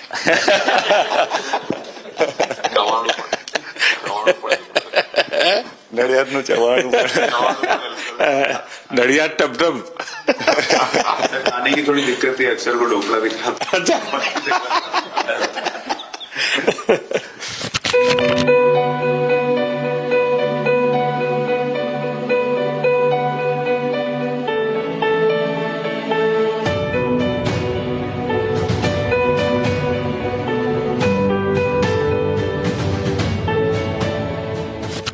Thank you so much sir. Kuldeep कहें कि देशदीप कहें? सबसे पहले सर देश का ही हूँ तो ऑब्वियसली सर भारत के लिए सारे मैच बहुत अच्छे लगते हैं खेलने में, बहुत मजा भी आता है, बहुत प्राउड भी फील करता हूँ। और टीम में मेरा रोल भी वैसा ही है अटैकिंग स्पिनर का, तो हमेशा मिडिल ओवर में बॉलिंग करता हूँ, तो कैप्टन और कोच का हमेशा प्लान भी रहता है और रोल भी मेरा यही है कि विकेट निकालो मिडिल ओवर में। सो हमेशा कोशिश करता हूँ कि मिडिल ओवर में विकेट निकालूं, और फास्ट बॉलर अच्छे स्टार्ट दे देते हैं, 1-2 विकेट निकाल देते तो थोड़ा इजी हो जाता है मिडिल ओवर में बॉलिंग करना। सो काफ़ी अच्छा लगता है, बहुत अच्छा फील कर रहा हूँ। 3 वर्ल्ड कप खेल चुका हूँ और ये अच्छा मौका था, ट्रॉफी उठाया तो बहुत खुशी हो रही है। तो कुलदीप तुम्हारी ये हिम्मत कैसे हुई कि तुम कैप्टन को नचा रहे हो?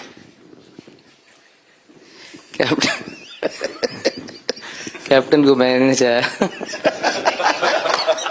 अरे सर वाह, वही चाहिए। मैंने उनको बोला था कि ये करने के लिए, जब उन्होंने बोला कि कुछ करते नहीं तो मैंने इनको ही बताया कि ये कर सकते हैं। पर जैसे मैंने बताया था वैसा किया नहीं उन्होंने। शिकायत है।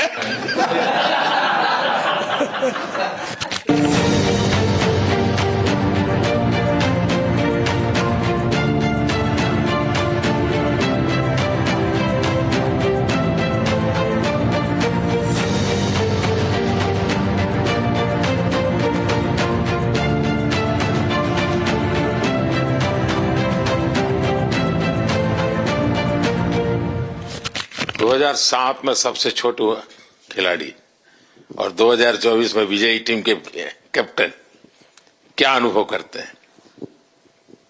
सर सच बोलूं तो जब 2007 में मैं पहली बार टीम में आया था और एक टूर हमने आयरलैंड में किया था जहां पे राहुल भाई कैप्टन थे। फिर उसके बाद हम सीधा साउथ अफ्रीका चले गए वर्ल्ड कप के लिए, तो वहां पे वर्ल्ड कप जीत गए पहली बार। तो जब इंडिया आए हम वर्ल्ड कप जीत के, तो पूरी मुंबई रास्ते में थे। हमें एयरपोर्ट से वानखेड़े स्टेडियम जाने के लिए 5 घंटा लगा। तो 2-3 दिन के बाद मैंने रियलाइज किया कि वर्ल्ड कप जीतना काफी आसान है।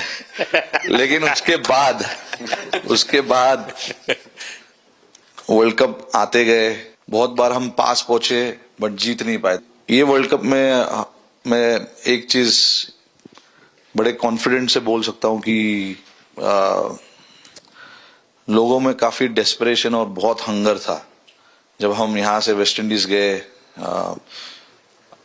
काफी मुश्किलें थी वहां पे। जब हम न्यूयॉर्क में पहली बार क्रिकेट हो रहा था, कभी क्रिकेट वहां पर हुआ नहीं था। प्रैक्टिस करने के लिए ग्राउंड अच्छे नहीं थे, लेकिन किसी भी लड़कों का उस चीज में ध्यान नहीं था। बस एक ही चीज में ध्यान था कि हम बारबाडोस में फाइनल कैसे खेलेंगे। तो उससे मतलब ऐसे टीम को कैप्टनसी करना भी काफी अच्छा लगता है कि सबका गोल एक है कि कैसे जीतना है। और जब हम देखते हैं कि लोगों के चेहरे पे इतनी मुस्कुराहट है और लोग एंजॉय कर रहे हैं एक दूसरे के साथ, रात रात तक सड़कों में घूम रहे इंडिया का फ्लैग लेकर, तो काफी अच्छा लगता है। और हम ये जो ग्रुप है यहाँ पर, इनका हमारा एम भी यही है कि हम नेक्स्ट जनरेशन को कैसे इंस्पायर करते जाए। जैसे जब राहुल भाई और सचिन तेंदुलकर और सौरव गांगुली, लक्ष्मण, ये लोग सब खेलते थे, तो हम सब उनको देखते थे। तो उन्होंने हम सारे लड़कों को इंस्पायर किया है। बट हमारा भी एक रिस्पॉन्सिबिलिटी है कि जो आगे वाले जनरेशन आएंगे उनको हम कैसे इंस्पायर कर सकते हैं। और ये शायद ये वर्ल्ड कप से आई एम श्योर कि आने वाले पीढ़ी में वो उत्साह बिल्कुल रहेगी। रोहित, आप हमेशा इतने सीरियस रहते हो। ये तो एक्चुअली लड़के ही बता सकते हैं। सब मैच जीतना, और इस बार तो आपका कुनबा भी बड़ा था, कई नए नए देश जुड़ रहे हैं अब। और क्रिकेट में ये बात सही है कि जो खेलता है वो इतनी मेहनत करके आता है, तो उसको शायद अंदाज नहीं आता है कि मैंने इतना बड़ा काम किया, क्योंकि वो तो लगातार करते आया है। देश पर तो प्रभाव होता है, लेकिन भारत की एक क्रिकेट की एक विशेषता है। भारत की क्रिकेट की यात्रा बड़ी सफल रही है। उसने अब और खेलों में भी इंस्पिरेशन का काम करना शुरू किया है। और खेल के लोग भी सोचते हैं यार क्रिकेट में हो सकता है, यहाँ क्यों नहीं हो सकता है। यानी ये बहुत बड़ी सेवा आपके माध्यम से हो रही है। ये अपने आप, और देश को अगर आगे हमें बढ़ाना है, हमें सभी खेलों में वही स्पिरिट पैदा करना है कि दुनिया में हम झंडा गाड़ के आएंगे। और मैं देख रहा हूँ आज देश में और छोटे छोटे गांव से टैलेंट मिल रही है जी। टियर 2 टियर 3 सिटी से टैलेंट मिली। पहले तो बड़े शहर बड़ी क्लब वहीं से आते थे, अब ऐसा नहीं। आप देखिए आपकी टीम में भी आधे से अधिक लोग ज्यादा ऐसे हैं जो छोटे छोटे स्थान पर से आए। ये एक्चुअली विजय का प्रभाव है और जिसका परिणाम हमें लंबे अरसे तक मिलता है। अफगानिस्तान के मिनिस्टर का बयान था, तो बड़ा इंटरेस्टिंग बयान था। उनको साउथ अफ्रीका के साथ लास्ट में खेलने का मौका मिला। ये यात्रा उनके लिए बहुत बड़ी सफलता की यात्रा थी, लेकिन उन्होंने क्रेडिट भारत को दी। बोले अफगानिस्तान की क्रिकेट टीम का ये जो प्रगति है उसका अगर क्रेडिट किसी को जाता है तो भारत के लोगों ने हमारे बच्चों को तैयार किया, उसके कारण गया है।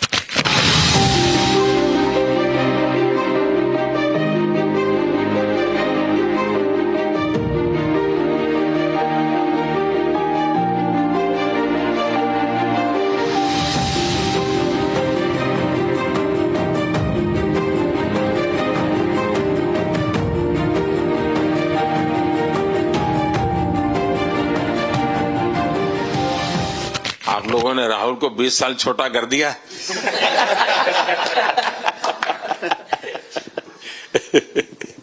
नहीं, श्रेय इन लड़कों को जाता है, क्योंकि हम लोग, मैं ऑलवेज कहता हूं कि मैं प्लेयर रह चुका हूं और मैं कोच भी रह चुका हूं।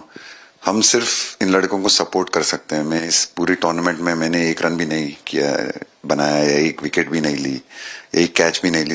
हम सिर्फ सपोर्ट कर सकते हैं, और सिर्फ मैं नहीं, हमारी जो पूरी टीम होती है, एक सपोर्ट स्टाफ की टीम होती है, हमारे जो दूसरे कोचेस होते हैं, हमारे बहुत अधिक सपोर्ट स्टाफ की जो टीम होती है, मेरा ये मानना है कि वो बहुत मेहनत करते हैं, वो काम करते हैं, और हम सिर्फ इन लड़कों को सपोर्ट कर सकते हैं। जो प्रेशर का सिचुएशन होती है, रन बनाने हैं विराट को या बुमराह को या हार्दिक को या रोहित को या सब लोगों को यहाँ पे, ये लोग करते हैं। तो हम इनको सिर्फ सपोर्ट कर सकते हैं, इनको जो चाहिए उनको हम ये दे सकते हैं उनको, और पूरा श्रेय इन लोगों को जाता है। उन्होंने ऐसा खुशी का मौका मुझे दिया, एक ऐसा खुशी का मौका मुझे दिया, मतलब मैं सिर्फ शुक्रगुजार हूँ इन लड़कों का, जिन्होंने मेरे साथ इतने अच्छा समय मुझे दिया, इतनी एक्सपीरियंस, बहुत अच्छी एक्सपीरियंस जो दी है। तो मैं सिर्फ ये भी कहना चाहूंगा कि हमारी जो इस टूर्नामेंट में जो टीम स्पिरिट बहुत अच्छी थी, तो इस टीम में ऐसे 11 जो लड़के खेले थे, इसमें 4 लड़के बाहर भी बैठे थे। इसमें मोहम्मद सिराज ने पहले 3 मैच खेले थे यूएसए में, हम लोग फास्ट बॉलर एक्स्ट्रा खेल रहे थे, तो उन्होंने सिर्फ 3 मैच खेले इस टूर्नामेंट में। और 3 ऐसे लड़के थे हमारे टीम में जिन्होंने एक भी मैच नहीं खेला। संजू ने एक भी मैच नहीं खेला, यूजी चहल को एक भी मैच खेलने को नहीं मिला, और यशस्वी जायसवाल को भी एक भी मैच खेलने को नहीं मिला। पर उनकी जो स्पिरिट थी, उनकी जो उत्साह था, बाहर देख के कभी ऐसा नहीं, उनका मुंह उन्होंने नीचे नहीं किया, और वो बहुत हमारे लिए और हमारी टीम के लिए एक बहुत इम्पोर्टेंट चीज थी। और एक बहुत इम्पोर्टेंट चीज होती है जब आप ऐसे टूर्नामेंट्स खेलते हैं कि जो बाहर बैठे हुए लड़के होते हैं, उनकी जो क्या एटीट्यूड होती है, उनकी जो स्पिरिट होती है, तो मैं उनको भी बहुत दाद दे देता हूँ। मुझे अच्छा लगा कि एक कोच के नाते पूरी टीम की तरफ आपका ध्यान होना, और ये मैं समझता हूँ ये 3-4 वाक्य भी आपके जो भी सुनेगा उसको लगेगा कि भाई, हो सकता है कुछ लोग मैदान में हमने देखे नहीं है, लेकिन वो भी मैदान में रंग भर देते हैं, मैदान को जोर दे देते हैं। और क्रिकेट में मैंने देखा हर किसी का कोई न कोई कंट्रीब्यूशन होता ही होता है जी। इतना बड़ा टीम स्पिरिट की जरूरत होती है, तब जाके होता है। लेकिन राहुल, मैं जरूर जानना चाहूंगा, अब 28 में यूएसए में जब ओलंपिक होगा, तो क्रिकेट को अब ओलंपिक में ऑलरेडी स्थान मिल चुका है, और मुझे लगता है कि वर्ल्ड कप से ज्यादा अब उस तरफ लोगों का ध्यान रहेगा। अगर भारत सरकार एज सच या क्रिकेट बोर्ड एज सच, या थोड़ा आप लोग माइंड अप्लाई करके ओलंपिक की तैयारी का मतलब क्या होता है, कैसे करना होता है, उस पर थोड़ा सीरियसली सोचना है, तो आपका क्या रिएक्शन रहेगा? नहीं, जरूर मोदी जी, ये ओलंपिक में खेलना एक्चुअली क्रिकेटर्स के लिए एक वो मौका मिलता नहीं है हमको, क्योंकि ओलंपिक्स में क्रिकेट इस बार फर्स्ट टाइम आएगा 2028 में। तो मेरे ख्याल से बहुत एक बड़ी चीज होगी देश के लिए भी, और क्रिकेट बोर्ड के लिए, क्रिकेटर्स के लिए, कि उस टूर्नामेंट में बहुत अच्छा करना है। और एक जो दूसरे, जैसे आपने पहले भी कहा, दूसरे जो स्पोर्ट्स है उनके साथ रहना, उनके साथ, क्योंकि उन स्पोर्ट्स में भी कितने बेहतरीन खिलाड़ी हैं, कितने हमारे देश को गर्व लाते हैं। और ये जो ओलंपिक्स इतनी मतलब बड़ी इवेंट है, उसमें क्रिकेट का रहना क्रिकेट के लिए गर्व की बात है। और मुझे पूरी उम्मीद है कि जो भी होंगे बोर्ड में उस टाइम में हमारी जो बीसीसीआई होंगी वो पूरी तैयारी उस टूर्नामेंट के लिए करेगी। होपफुली मेरे पूरी उम्मीद है इस टीम में से तो काफी लड़के होंगे ही होंगे उसमें, मुझे पूरी उम्मीद है। काफी यंग लड़के हैं, जैसे रोहित है, विराट है, तो बहुत लोग होंगे 28 तक तो बहुत लोग। तो मुझे पूरी उम्मीद है कि ये लड़के आएंगे और वहां पे गोल्ड जीतना मतलब और खुशी की बात हो नहीं सकती, तो उस पर पूरा मेहनत करना चाहिए हमें।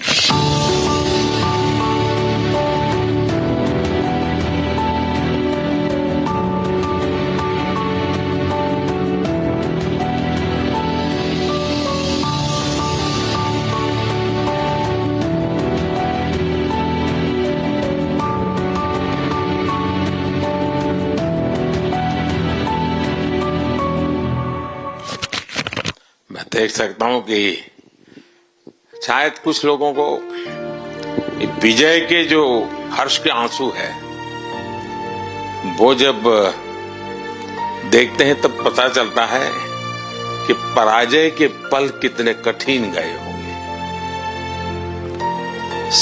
पराजय के पल उस माहौल में लोग फील नहीं कर पाते, वो कितनी वेदना झेलता है एक प्लेयर, क्योंकि इतनी तपस्या करके ही आया होता है और एक कदम के लिए रह जाता है, और जब वो विजय प्राप्त करता है उसकी खुशी से पता चलता है कि वो पराजय की पल कितनी कठिन गई होगी। और मैंने उस दिन इन सबको देखा था जी, मैं खुद फील करता था कि, और विश्वास भी था कि ये ओवरकम कर जाएंगे, और मुझे लग रहा है कि आज आपने वो करके दिखाया है। बहुत बहुत बधाई के पात्र हैं आप।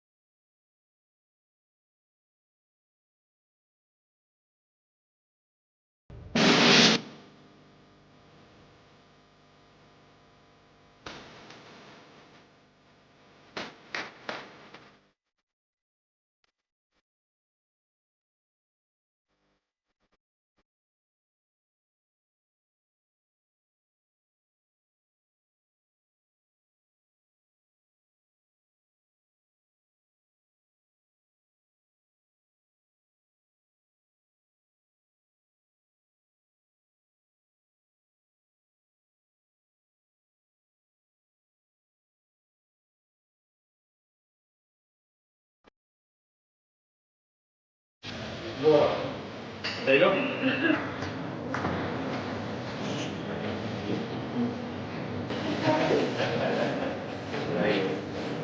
Nice.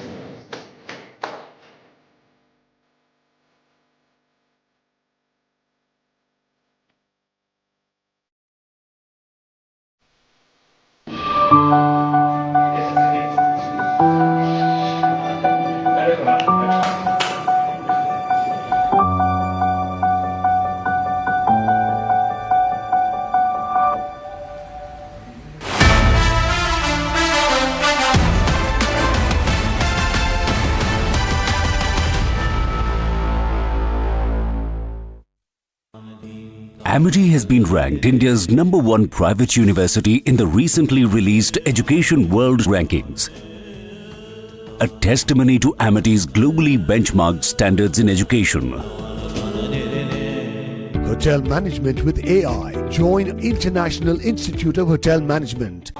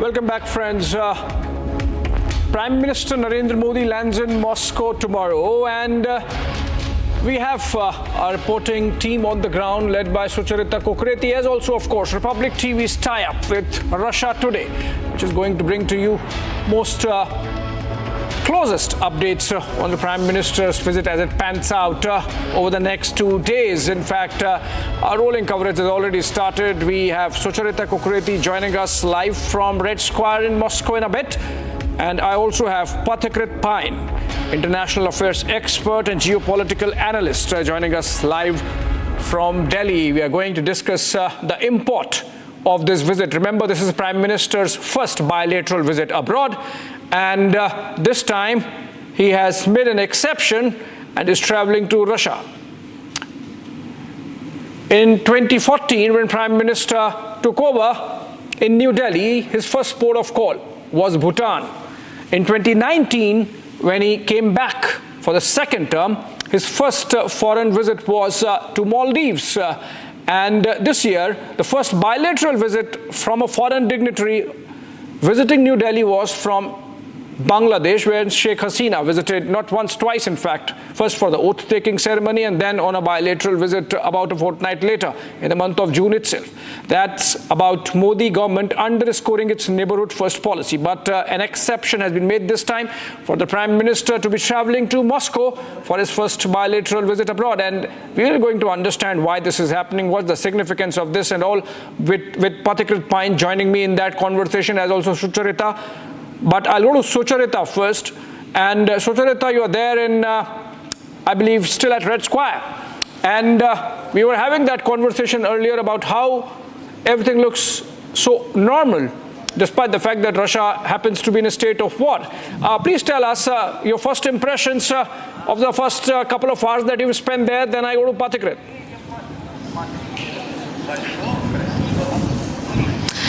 Abhishek, as I said earlier, when you land into Moscow, when you come to Red Square, when you speak to people in Russia, everything seems as if it's like any other European country you're visiting, or maybe you're visiting America. It doesn't seem any different. People here are not talking about war. That is very clear. I've spoken to many Russians. I speak to them. They very pleasantly say hello or a good evening or a good afternoon to you. But the moment you speak about war, they would not speak on it. They know that this is a subject that they should not be speaking on. It just seems like that. And very importantly, because you speak of war and a country being in a state of war, at a time when the Prime Minister is coming to Moscow to meet Putin, there is also a NATO meeting that will be held from the 9th to the 11th. Now, a NATO meeting at a time when Narendra Modi on the 9th is going to be here meeting Putin, very, very important, because you see both the sides. It is going to be a NATO meeting where obviously Ukraine moving very heavily that side, and there is a demand for a heavier package for Ukraine. That package which obviously converts into retaliation by Ukraine against Russia. And you have the Indian Prime Minister who's going to be here meeting Putin. A lot of experts on international affairs. Pathikrit is there. He would know better. He would be able to answer. He would be able to tell our viewers, have questioned the fact, have spoken about the fact that what is the signaling, what is the messaging that the Prime Minister of India or India is trying to do at a time when there is a NATO meeting and there is a sanction, a world of sanction against Russia, that the Prime Minister goes ahead and the first visit in his third term is going to be here in Russia. Now, that was a question that was put ahead to the Foreign Secretary as well in the press briefing day before yesterday, and he very clearly rejected those calculations, and he said that these bilaterals are planned way ahead and that it has nothing to do with a NATO meeting, or it has nothing to do with a signaling or a messaging. But it would definitely convert into that. We know that the United States is looking at this meeting. We know that the Chinese are looking at this meeting. We know that the Prime Minister did not go for SEO. We know that the Foreign Minister was there, and the Prime Minister chooses to come to Russia. Right. So if the signaling is something, Abhishek, that we could be speaking about, especially if Pathikrit joins us in that discussion. Well, absolutely important point you make, Sucharita, the signaling part of Prime Minister's first bilateral visit being to Moscow. Pathikrit, your thoughts on that? Prime Minister making Russia his first port of call after taking over in the third term? Well, thank you, Abhishek and Sucharita. First and foremost, I think that India does not, consider that this visit is some way, in any way, antagonistic towards the West. Because if you look at it, the Prime Minister also went for the G7 summit. But if there is, there's a certain section of the West which wants to look at it in a different angle, then I think the messaging from India is this, that we defy you. There is a sense of defiance as well, because the West cannot all the time decide what is right and what is wrong. If we recollect what India's External Affairs Minister had stated probably a year back, that Europe must come out of the mindset that Europe's problems are the world's problems, but the world's problems are not Europe's problem. So the issue is this: we have our own concerns, our own challenges, our own issues to deal with, and in that kind of a scenario, it cannot be a Europe-centric conflict, driven by the NATO, which can decide and dictate terms to us. Because on many issues, we have convergence with Russia. There is no reason that we should give up everything just because West thinks that there is a war which is sorry to be interjecting, but I'm told Sucharita has a few guests. I believe some Indians there. Sucharita, over to you. Who are you? Please tell us who is there with you. Wait, Abhishek, I was looking for some Russians who could speak Hindi, but I have got my own Desi people here in Moscow, and I couldn't help myself. I couldn't just hold myself from speaking to them. Where have you guys come from? Mumbai. You've come from Mumbai. So do you know that the Prime Minister is going to be here meeting the Russian President? Yes, he is going to come here tomorrow, and we are expecting to see him also. And we are very excited to see Mr. Modi ji and our Prime Minister of India. Now tell me one thing that a lot of people I've been speaking to about the war that is going on. So did that in any way make you feel that you should not go to Russia because there's a war going on? No. I'm not expecting like that. It's for me, we have to be united by nations and all. Okay. So no war, only peace. But there was no fear. There was no fear and nothing like war and all going on in Russia. You don't feel that when you see the Red Square, do you? Nothing. There is no fear at all. No fear at all. Okay, and how do you, if I can ask, how do you view this whole, every time we see pictures of President Putin and Prime Minister holding hands or in a close embrace, close hug, how do you see the two leaders? See, India and Russia are long-term friendships. Not just 1 year or 2 years. They are long-term, nearly 60, 70 years. We are very close friends. And Mr. Modi ji has taken it a very long way. And let this friendship exist, and let this friendship exist forever.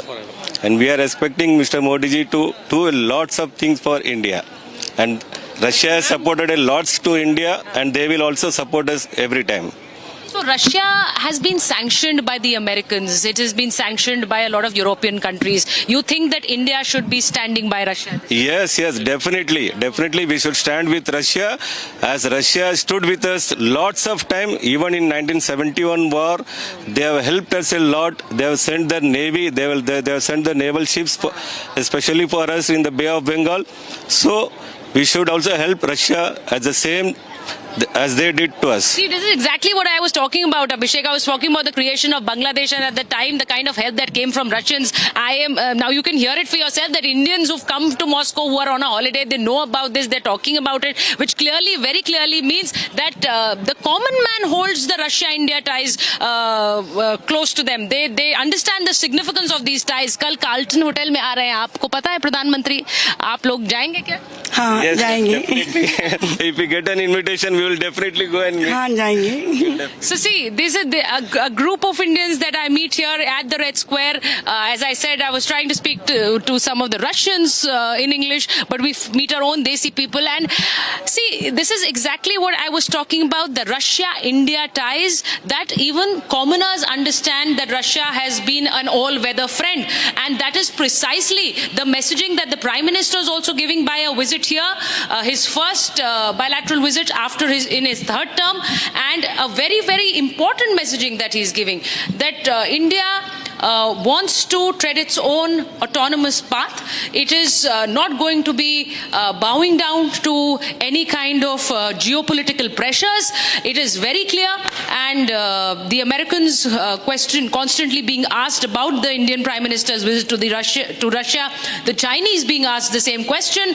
They too will wait and watch, but very, very important that at a time when a NATO meeting will be held, which is trying to help Ukraine, there is Russia's all-weather friend, India's Prime Minister, who's going to be in Moscow. So you'll have to weigh both the meetings together, and it won't come as a surprise that the Russia-India meeting is something that is going to be talked about even in the NATO meeting when it comes to the questions being taken. Because I very clearly should tell our viewers that the Americans and the Chinese in press briefings are being constantly asked about this meeting between the two world leaders, Narendra Modi and Vladimir Putin. So it is going to be very, very clearly panning out in those meetings as well.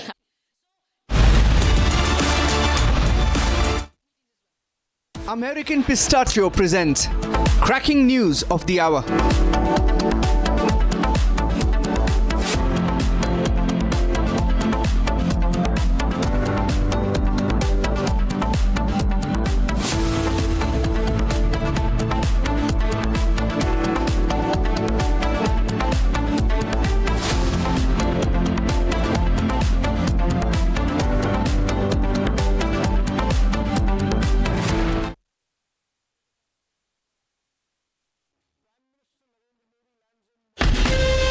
From Asia's largest news headquarters,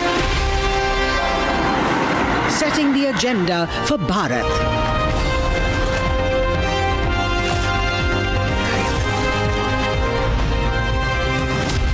You're watching Republic.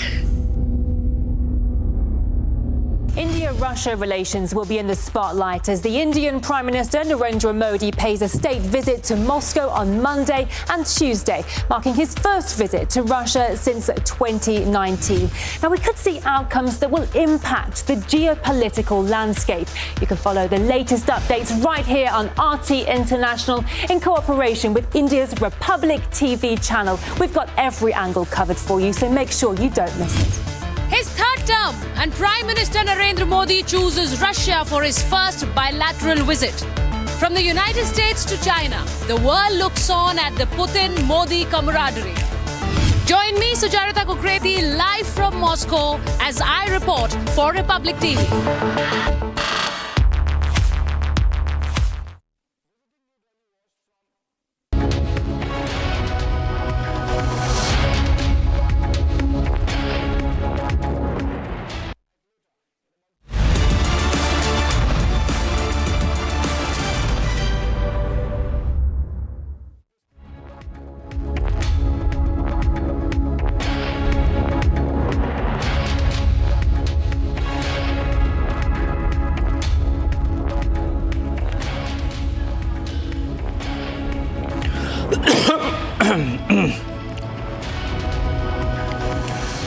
Good evening and welcome, friends. This Sunday, Prime Minister Narendra Modi travels to Moscow, Russia tomorrow morning. An all-important summit meeting slated in the Kremlin on Tuesday. What's going to be the takeaways for India? What's the significance of this visit, Prime Minister's first visit abroad after taking over in the third term? And we're going to focus over the next 1 hour on all aspects of Modi-Moscow calling. And let me get you the headlines first.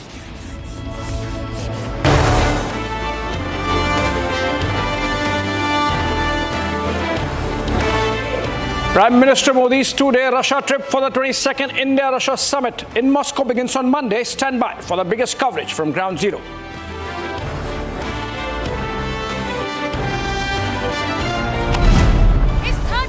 And Prime Minister Narendra Modi chooses Russia for his first bilateral visit.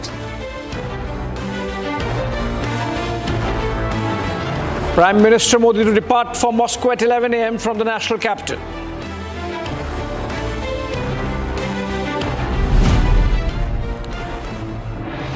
Ahead of Prime Minister Modi's touchdown in Moscow, External Affairs Minister S. Jaishankar says that President Putin is looking forward to the meeting.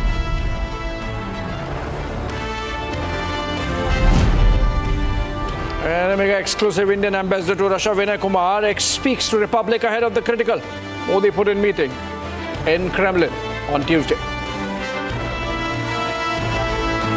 Well, India-Russia ties are quite strong. We share a special and privileged partnership. The relationship is extensive, what we call multifaceted, and it has served both countries well.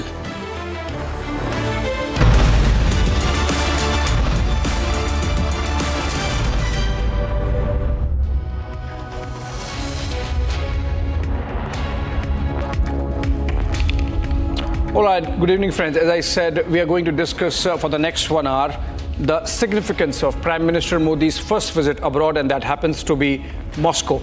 And it's important because all eyes of the world would be on this very important meeting. Remember, Russia is facing sanctions, Russia is facing isolation from the West, and Prime Minister Modi in Kremlin for optics is about Russia making a statement that after all, they are not so isolated. Let's look at the dynamics on the ground through this piecing together of all information around the visit. Then I come back and bring more of discussion.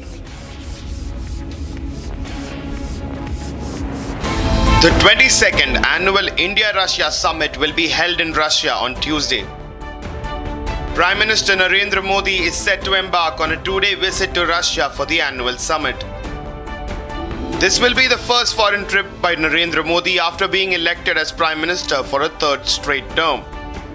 A very, very good afternoon from Moscow and from the Red Square, the iconic Red Square that we have seen, that has been one of the most prominent landmarks of Moscow, of Russia. And I'm there at the Red Square, which is adjacent to the Kremlin, the seat of power for the Russian government. And it is going to be a very, very important visit. We've made it very clear that the Prime Minister in his third term has chosen Russia for his first bilateral visit, which really puts down the importance that he is given to the India-Russia ties. We know that this came as a surprise to many Western countries after the sanctions that had been put on Russia. But the Prime Minister very, very clear, and the Indian government very clear, that it wants to tread the path of very clearly strategic autonomy that India has been following, and it will do so in the future as well. Now, the Prime Minister is going to be here, but before that, let me just show around this Red Square to our viewers, because we know that the Prime Minister is going to be landing here tomorrow afternoon. But before that, I'm at this iconic Red Square, which has been the center for so many parades, for so many executions, and it's the word red. People would literally see the buildings here are red in color, but that's not really what it means. Red in old Russian means beautiful. So it is one of the most beautiful squares, not just in Moscow, but the whole of Russia. And the Russians take pride in this beautiful place. But this is just to show our viewers, just to get them a glimpse of the place we are in. And Sanjeet, if you could just turn around and show them the Saint Basil's Basilica right adjacent to the Kremlin. If you could just show them the colorful building there. Very, very iconic and one of the most prominent landmarks of Moscow. India's External Affairs Minister Dr. S. Jaishankar also stated that President Putin is looking forward to Prime Minister Modi's visit.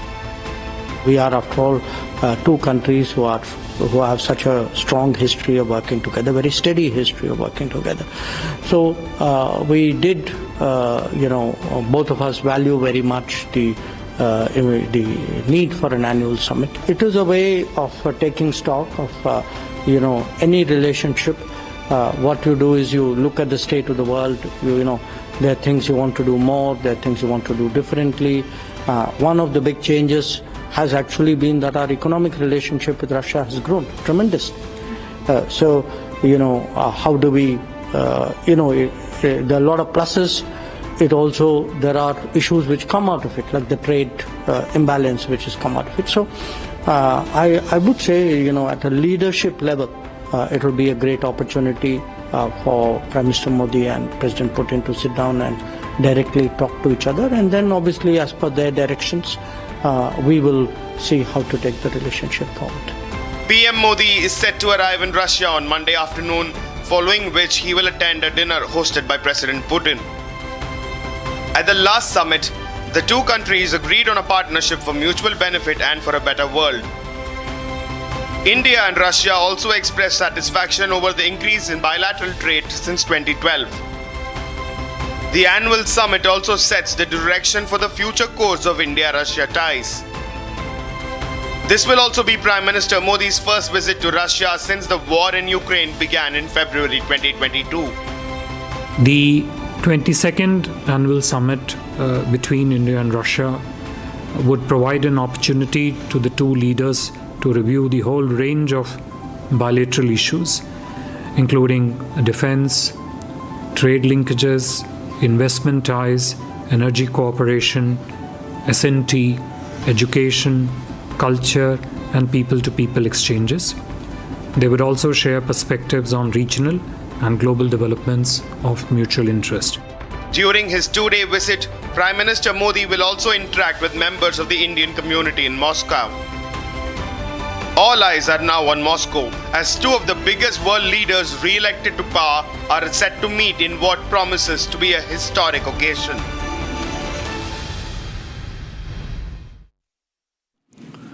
All right, I'm welcoming two guests on the panel. Dr. Sergei Doryanov, he's joining us live from Moscow. He's president of the IDC Amicability. And from New Delhi, joining us, Ravinder Sachdeva, international affairs expert. And I would want to begin with Dr. Doryanov first. Very good evening to you, Dr. Doryanov. And Prime Minister landing in Moscow tomorrow. And the summit meeting happening on Tuesday. How is it building up there in Moscow? Yes, we have a big and huge expectation during the visit of leader of Bharat civilization, Kiren Rijiju, to our country, because last 5 years, from 2019, he was not in our country. It was a meeting with our leader, but outside of Russia. And then it will be his first visit to Moscow, to Russia, after he was re-elected again and come in power again. And we're looking forward to see conversation of two leaders, because leadership today means responsibility. First of all, spiritual and human responsibility for the future of civilization. That's why it's not only discussion on economical level, right. It will be discussion on global level of global leadership. Right, absolutely fantastic historical recall of the India-Russia bond, the Druzhba Dosti as it is called. Ravinder Sachdeva, you see, there are so many aspects of this very old, enduring partnership between India and Russia, and Prime Minister Modi and President Putin have really built on it over the last decade or so, with 16 meetings and the 17th one taking place over the next 2 days. What are your thoughts about how is it going to go forward from here? No, absolutely. As I think your other colleague, Sergei, is mentioning, and you are, it is definitely a critical and a meeting which is under a microscope. Given the world conditions of today, the whole world is watching, I would say, and definitely, as I think your colleague was earlier mentioning, there will be the optics of the NATO summit going on there in Washington, D.C. Objective, by the way, part of that NATO meeting is not only to equip and more money for Ukraine. The objective is also how to pressure down on other nations to do less business with Russia. That is adherence to sanctions. So obviously, in that in countries like India and China and Arab Emirates and all would be under the radar. And on the other hand, here we have Prime Minister Modi meeting with President Putin. Prime Minister Modi. So it definitely is at a critical stage, I would say. And also, I think both leaders do understand, President Putin and Prime Minister Modi, the changed geopolitics or the changing geopolitics of the world of today. Yes, we had a beautiful relationship with Russia, huge one of trust. Russia stood with us always, the Soviet Union and Russia. But now, given the circumstances, Russia is also making some choices, maybe not to its utmost liking. And we are also making some choices. Russia is getting closer to China. which fine can be good and welcome, but not to the extent at which or to which Russia would have maybe liked. And similarly for us, sure, we are getting closer to the United States for our own national interests. But at the same time, we do not want to dilute our relations with Russia. Yeah, absolutely. Sure. Absolutely. In fact, good that you mentioned Mr. Sachdeva, because in a way, despite all the pulls and pressures and the fact that you mentioned NATO, yes, is happening in Washington, D.C., of course, change of guard happening there, but in that moment for Prime Minister Modi, and let me go to Dr. Duryanov on that. When NATO is meeting in Washington, D.C., Dr. Duryanov, for Prime Minister Modi to be visiting Moscow, I think he's also sending across a strong message that we are not going to let go of our old friendships. Yes, true. First of all, India today is a real independent country, sovereign country with their own policy. And there's a good example to be in balance and at peace. I think India has good relations with all countries of the world, except maybe Pakistan and China. But in the same time, China is part of BRICS, and today Russia is in process, is a state position chairmanship of BRICS this year. We host all BRICS country and global summit in Kazan, where all leaders of BRICS will come together, will show new model of future civilization, which will be based on respect and justice, moral values, which will be based on completely another point of vision. That's why I want to tell that right now America, even in some turbulence time, we can see that debates between Donald Trump and Biden show to all the world that we have some crisis in politics, in the policy of American leaders. And right now, Russia become more stronger country because of our moral authority, because of our moral traditional principles. That's why I completely appreciate that the choice of the national leader, Narendra Modi, was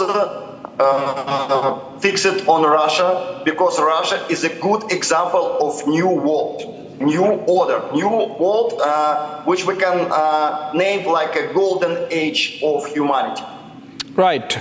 Mr. Sachdeva, if you look at the manner in which the geopolitics has panned out over the last 2 years, post the war that Russia has started, and of course it's still ongoing with Ukraine,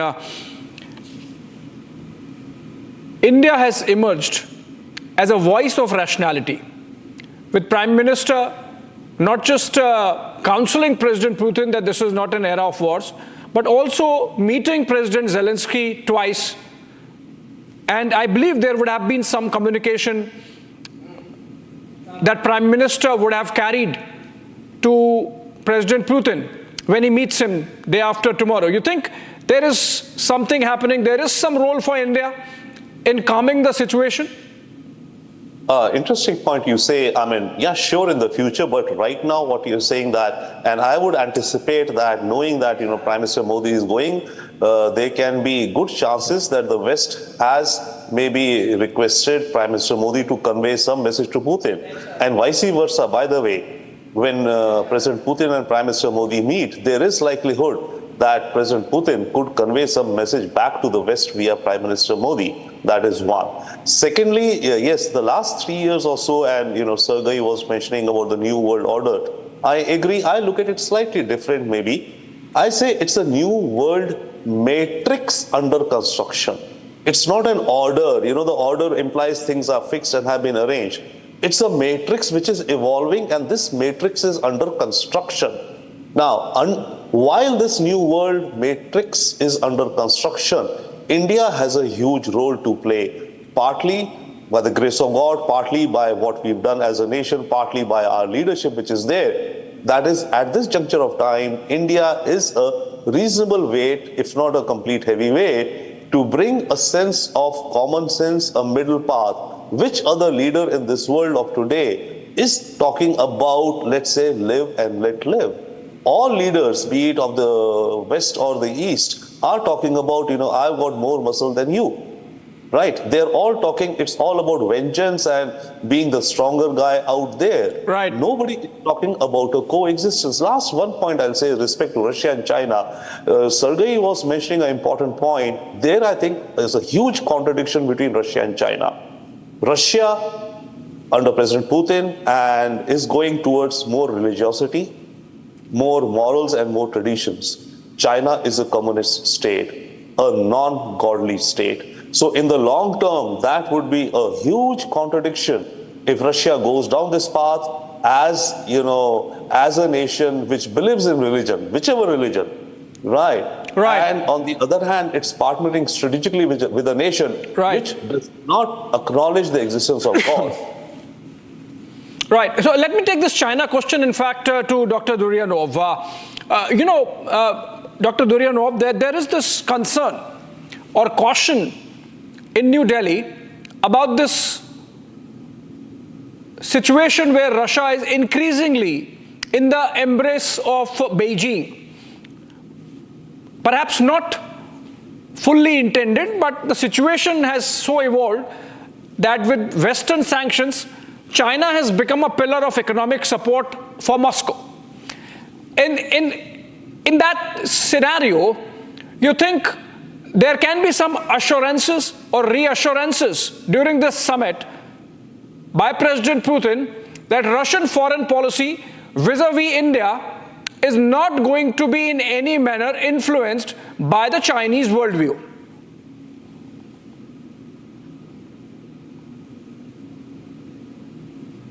Actually, it's a very good and important question for our conversation, because see, Russia has a big natural resource, a lot of resource, a lot of land, but less human resource.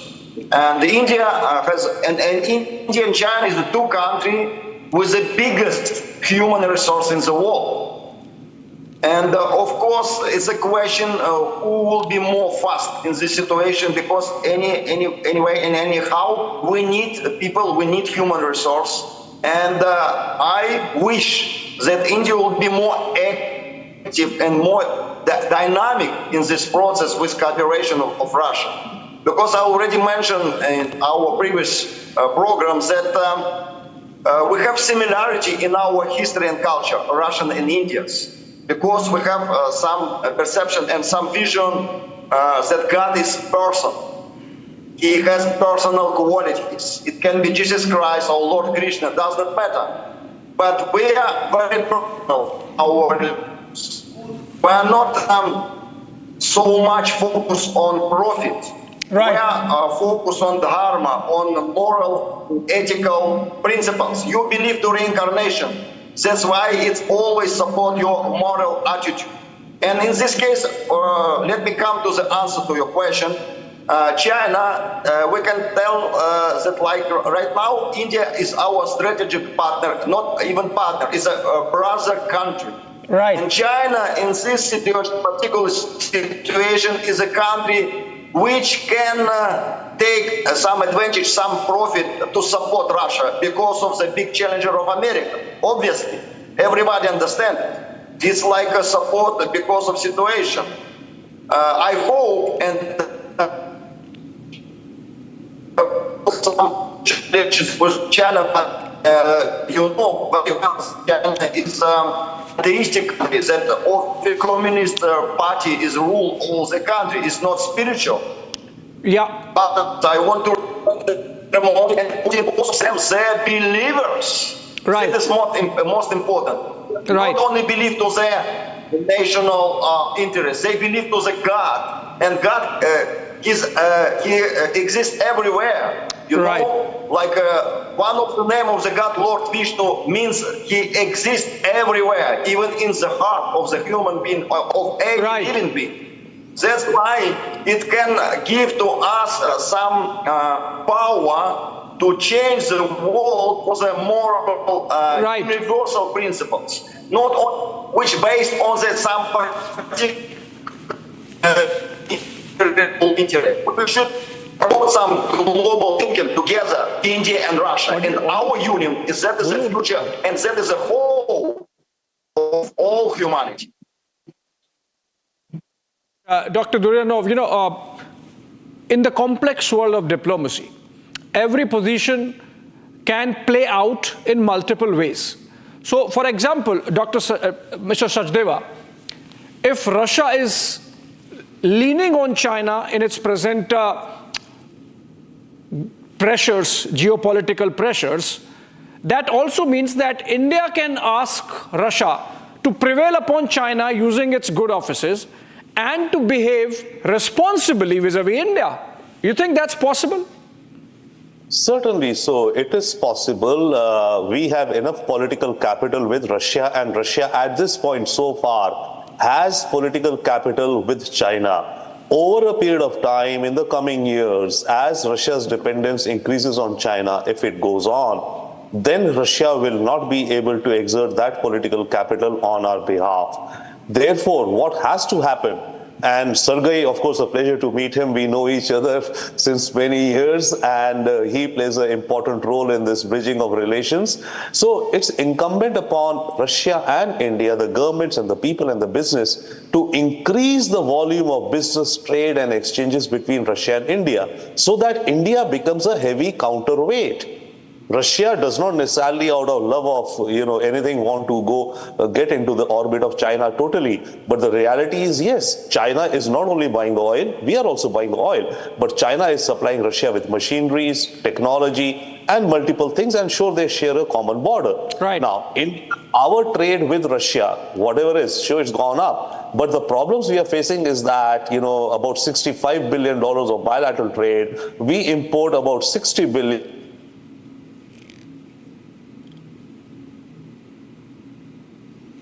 Mr. Sachdeva, we lost your audio there. The frame has frozen. Mr. Sachdeva, I would request you to perhaps connect again and come back to us. Yes.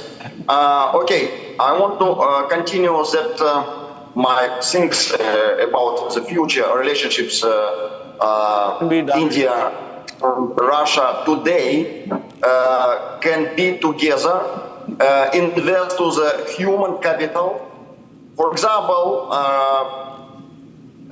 most of Indian families, they dream to give the education to next generation outside of India, somewhere in UK, in Europe.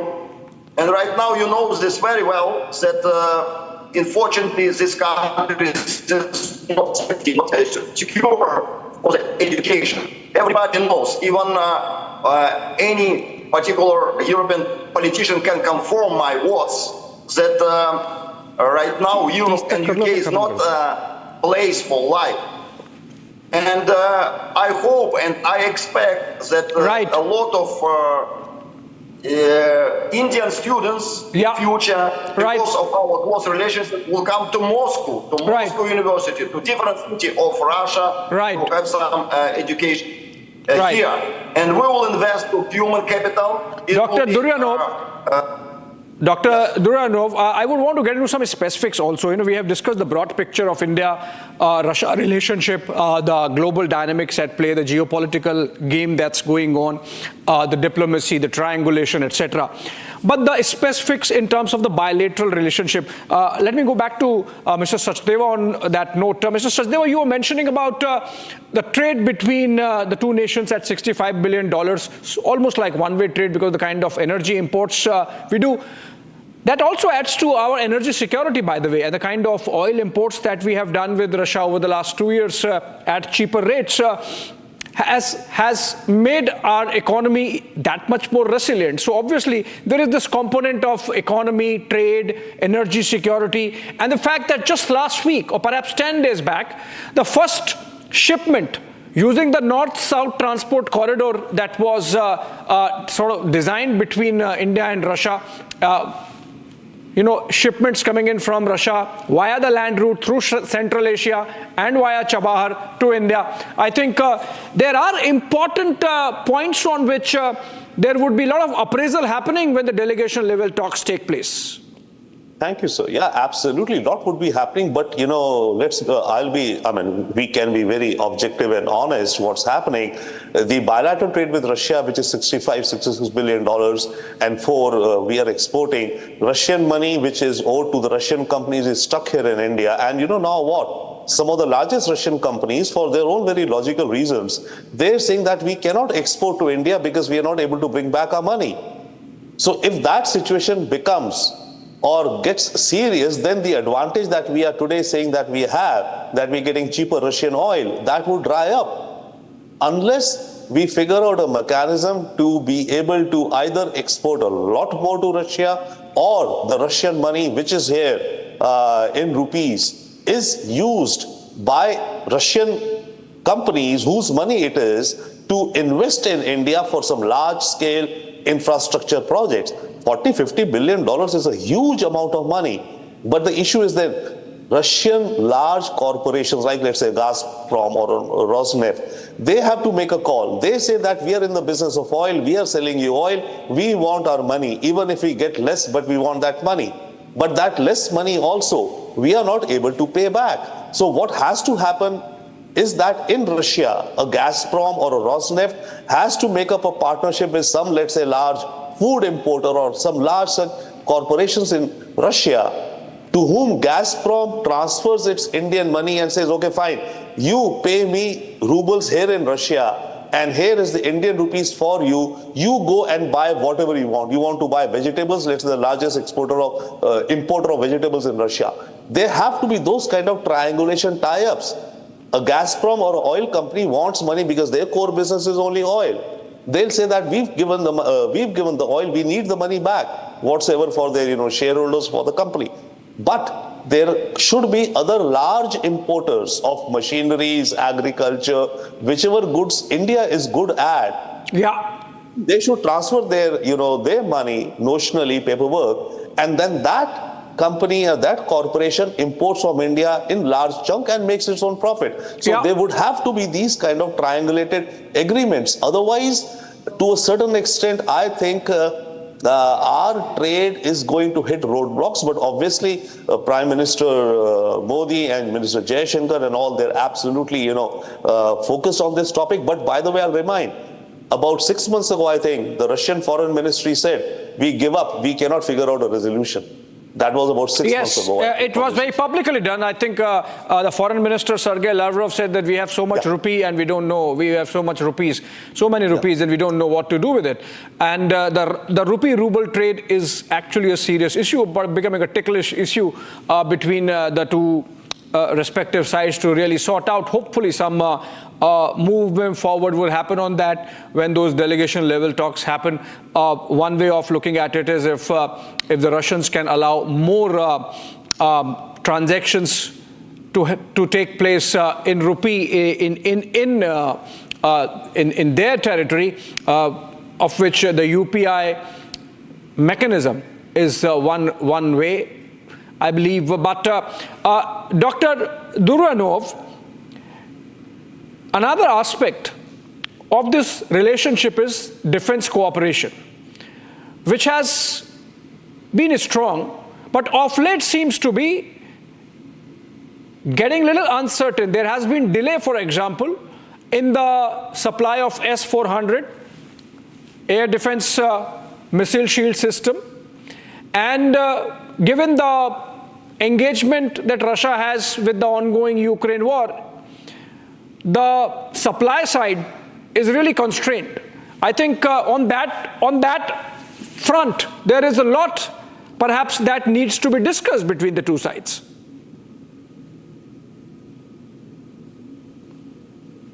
Yes, true. It's a lot of questions we should discuss, but we should also not forget about we have a special operation, we have a global conflict with the western part of the world right now, And even right now, only Russia fight against all this injustice world, unfortunately. Of course, we have somebody who support us, but last visit, our national leader, Vladimir Putin, to North Korea, give to us new friend who completely understand the challenger, global challenger of the future of humanity. Coming to the point of the defense cooperation, I completely understand that right now India want to make some new program which was created by Narendra Modi, Make in India, Made in India. That's why Russia provides some expertise and a lot of new technology in the defense field inside India. With the support of Russia, I know that it already started a lot of projects from Rostech and other companies. And we cannot provide a lot of defense equipment right now to India because of our current situation.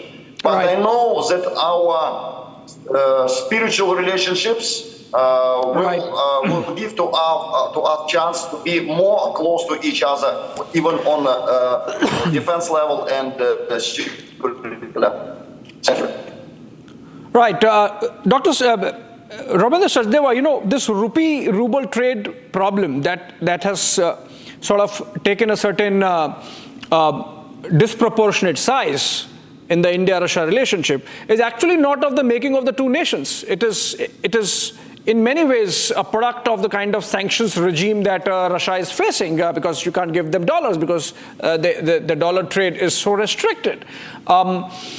You think there's some way that can be found only and only if the West understands that going forward you can't, this war is not sustainable. We have seen, for example, just this week, Viktor Orban, the leader of Hungary, visiting Moscow just before Prime Minister. Prime Minister travels to Austria from Moscow, and Austria happens to be the only country, the head of which has traveled to Russia post the Ukraine war, beginning of the Ukraine war.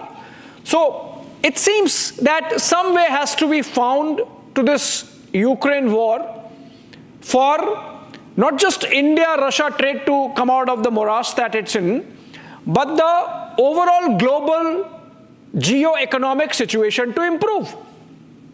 Thank you, Abhishek. You absolutely hit the nail on the head. But, unfortunately, the West, quote unquote, and let's say led by the US, has decided that they want to degrade Russia's military and economic might. That's something decided in a way, right? So, right now, they're pumping in more money. This NATO summit, which is supposed to happen, is going to talk about how much more defense supplies is one thing, $50 billion here, there. Then all of the NATO countries are doing a bilateral agreement of defense help, let's say, with Ukraine. Out of 29, I think 17 countries have signed bilateral agreements with Ukraine to help Ukraine in a military front or on the monetary front, because the problem is that NATO altogether, NATO as an entity is finding it difficult, and the US has its own reasons. So money is being pumped in huge by the European countries. Money is pumped in by the United States. Weapons are being pumped in. So who knows, in the next 3 to 6 months, this war, which seems to be at a, stalemate right now, will definitely, it'll erupt again. And then there'll be another, big, standoff. And what happens after that, we don't know. So long and short, the US, unless Trump comes, and what Trump does is a wild card, right?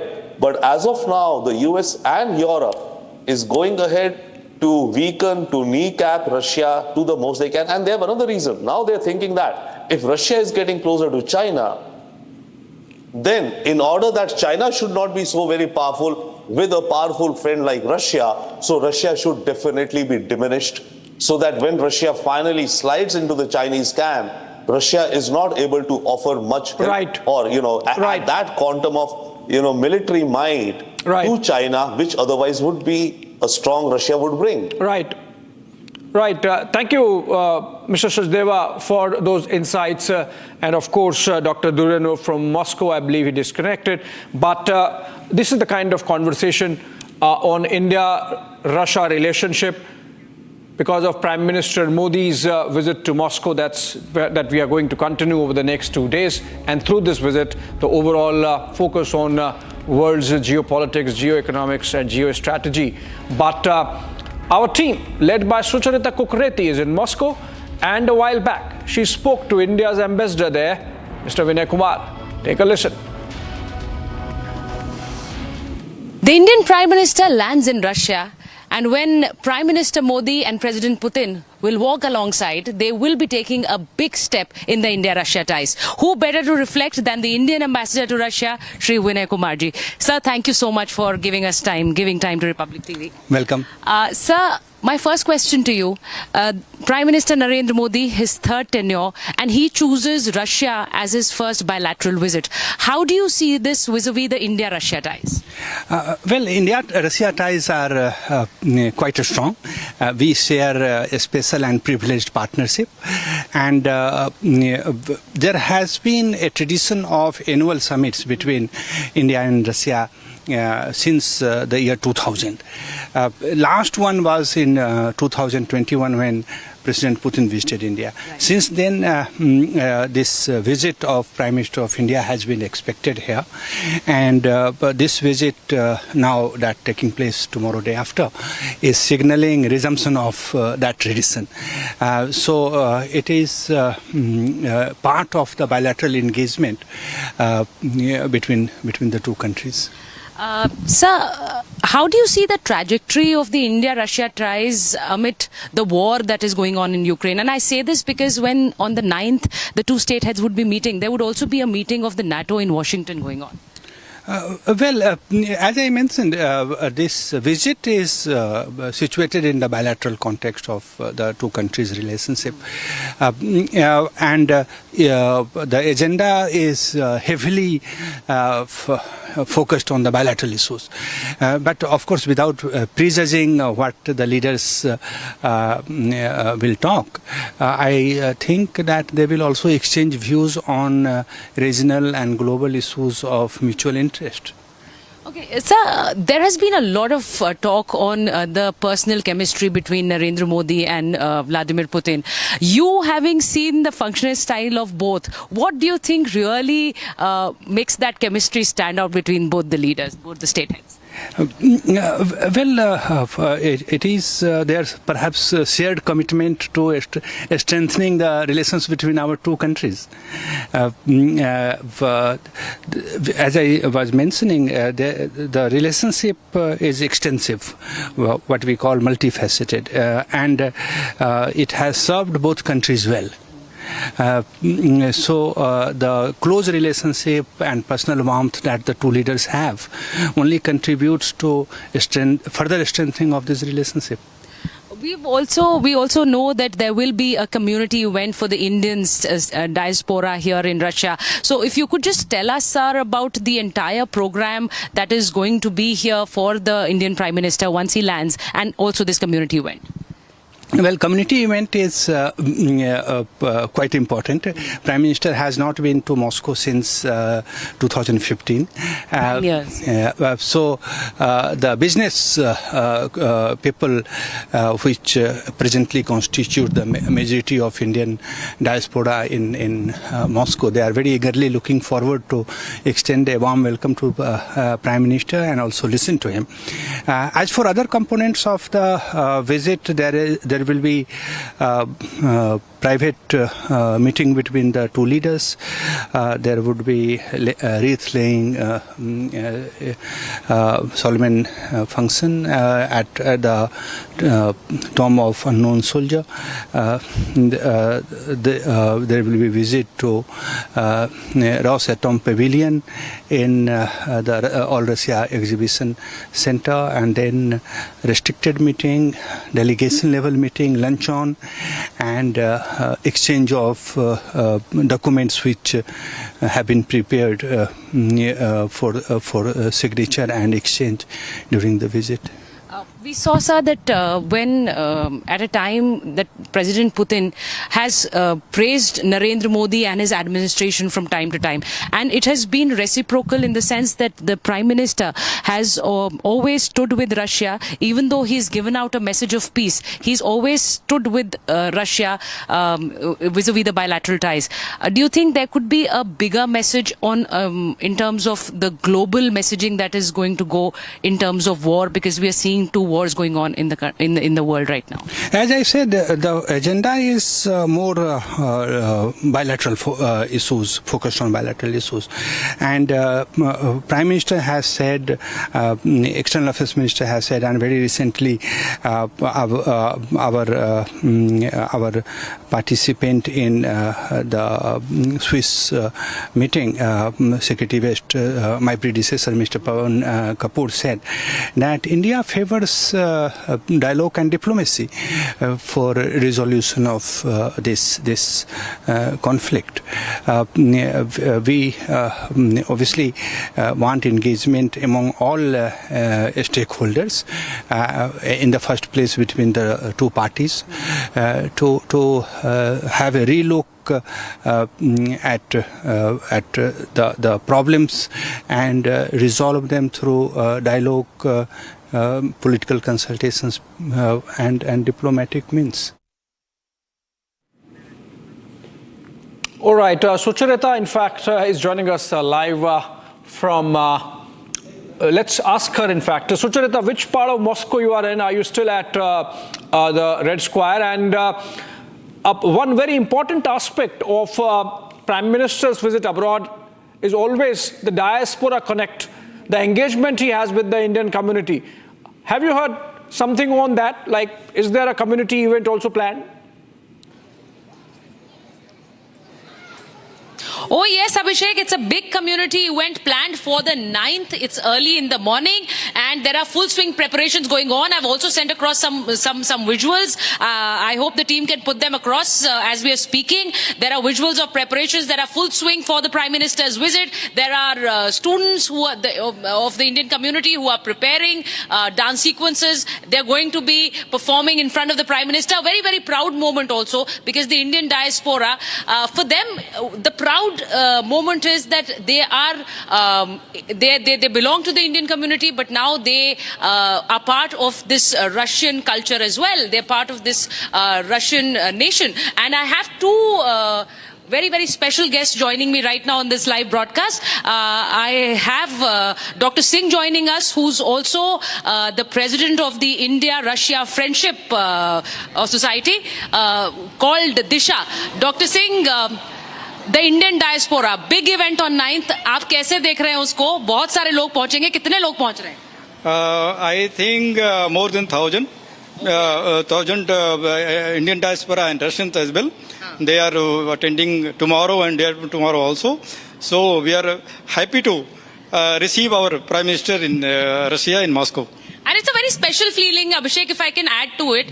When I came here, they very warmly welcomed me as well. I am, even though we all have Indian roots, they feel that they are part of the Russian state now, so they want to welcome me on behalf of Russia as well. Now, just see the badge that Dr. Singh is wearing. It shows the Indian flag and the Russian flag, very clearly wearing the two-nation friendship symbol on his jacket. And I have Aditya, who's a student here, who's been here for a few years, and he's also wearing the Indian flag and the Russian flag. Now, Aditya, tell us more about the Indian diaspora event that's on the 9th. Well, we are very excited to have Prime Minister Modi back in Russia. It's been a very long time, and I'm truly excited with the Russian community, with the Indian community, with all the diasporas and everyone. We're very excited to have a welcome to Mr. Modi in our upcoming meeting and stuff. We have a lot of plans. We have dancers, we have people to have a very warm welcome. How it is like Mr. Modi welcomes international delegates to in our country.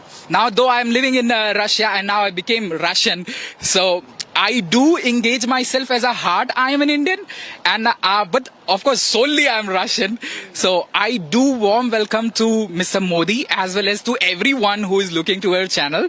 That please come to Russia. Please have a feeling. Look at, just travel with us and just enjoy. It's really beautiful feeling. So what Aditya, you can see the excitement on his face, and he's part of the team that is preparing the entire event, which is going to be on the 9th, and the Indian students who've been preparing day and night for that special performance on the 9th. As we said, it's a diaspora event. There are going to be Indians there at that event, and who are going to be meeting and performing for the Prime Minister on the 9th before he leaves for Austria, which is the second country that he goes to from here. But very importantly, the Indian community here in Russia, and he also remembers, like Dr. Singh was saying, that he was here in Moscow 9 years back, even though he and President Putin have had meetings, but his visit to Moscow is going to be after 9 years. Yes, absolutely. The last time he was here in Vladivostok, the Jaishankar was here in the December, and we are very equally excited to bring him back to Russia, because as you see, a lot of time Mr. Jaishankar, Mr. Lavrov, the foreign minister, always give a compliments to each other as delegation, as saying he's my friend, quoting. That's why I say the Prime Minister Modi and Putin meeting is like a two friends meeting after a very long time, and we are very excited. We are very much happy to hope to. Okay, now Abhishek is in the studio, and he asked me some time back in an earlier bulletin that we are doing. He said that when we speak outside Russia, we think of Russia being in a state of war with Ukraine. So when you come here to Moscow and you come here to the Red Square, just Sanjeev, just show them around. When you come here to the Red Square, you don't feel that there is a war going on. So that was his question. I am so sorry to say that it's not a war. Why do you say that? It's special military operations. Everybody has a right to defend their territory, and that's what Russia is doing. And I think it's not should be taken as a military affair or as a something war going on. Please do not see as. See the real Russia. Please do not believe in whatever news is coming out. Come visit Russia and feel it. Have you ever feel like in Russia you've been a little bit over here? Have you seen like the people look at over here? No, but what about what the Ukrainians say?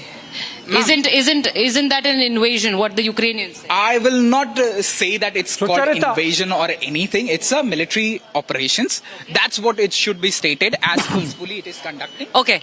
Yes, Abhishek. You're listening to a Russian, you're listening to an Indian, and so you can understand the sentiment that he's speaking about. I was not able to speak to the Russians here because of the language barrier.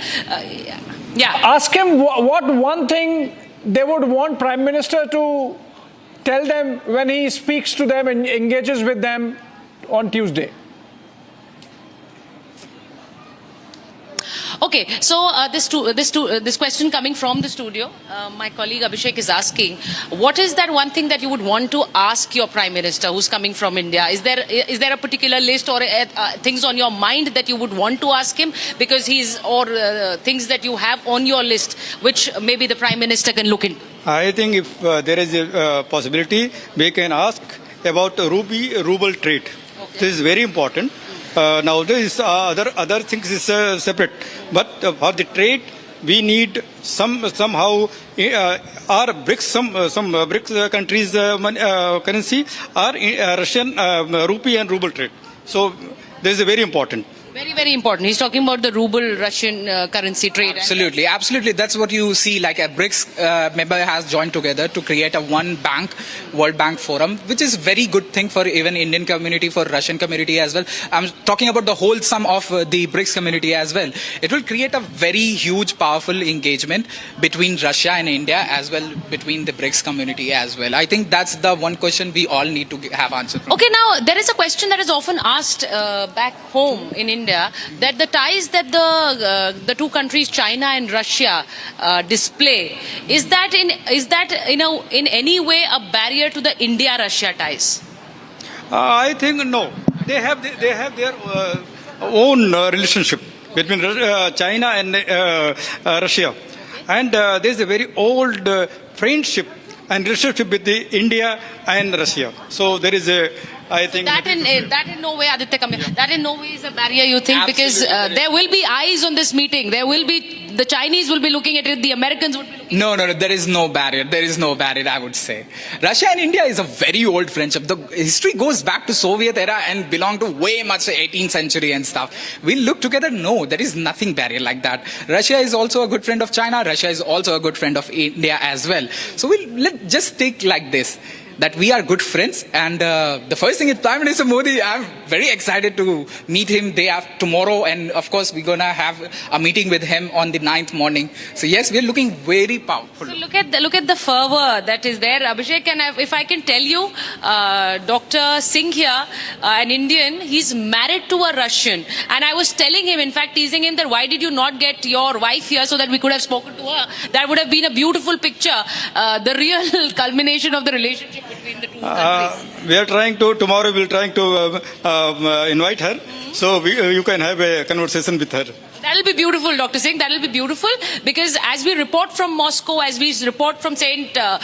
Basil's Basilica, which is right here on my left, and Lenin's Mausoleum, which is there on my right, this big red square, which is, as I said, one of the most iconic platforms in Moscow. And Abhishek, it's not that we've been coming here and then going out for a live and then coming again. So this is a beautiful place, but as you heard, we went in to interview the ambassador. Then we also went in to meet some of the Indians who are going to be performing at the community event. So this is an event on the 9th, which is really being looked forward to by the Indian community here in Russia. And very importantly, some very important issues that they would want to raise. And also, there is like the Foreign Secretary said the other day, some of the Indians who were brought into Russia and they were swayed in through false promises. And that may be an issue that will be picked up by the Prime Minister? Absolutely. These are some of the concern challenges which we have between India and Russia. I think this has to be concerned and took it into an account. Though I have also read the Russian embassy has been took this offer and got this knowledge about it. Even the embassy has itself issued and noticed that there is no contribution of Indian nationals can be put it into MOD, Ministry of Defense in Russian Federation, as far as I know. Right. So, Abhishek, we continue to report from Moscow. We're getting you the live pictures from here. We're also sending you visuals of performances that will be done on the 9th. That is the Prime Minister's Diaspora event that he will be addressing. And tomorrow is going to be that very special dinner with President Putin. Sucharita, I would suggest that you still make an effort and speak to some Russians, and for all you know, you might not be able to find Russians who speak English, but it might so happen that you could find Russians who speak Hindi. So please keep trying that, and if you find one, we'll come back to you. Let's, on that note, lead into the pictures that Sucharita sent earlier of preparations going on by the diaspora there in Moscow for the community event, which would be addressed by the Prime Minister.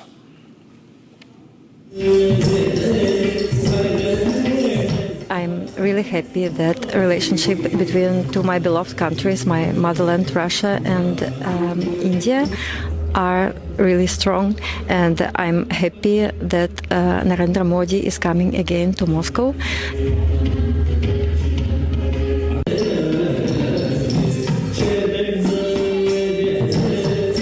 Narendra Modi ji, हमें Russia में आपका स्वागत है।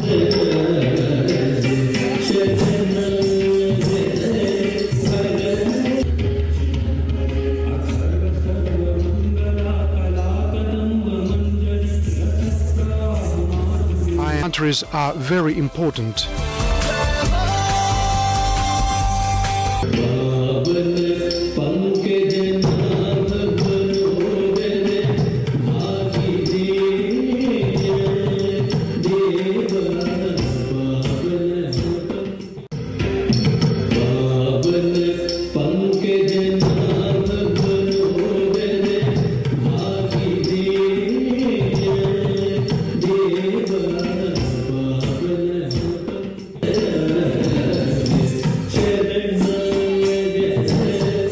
नरेंद्र मोदी जी, हमें Russia में आपका स्वागत है।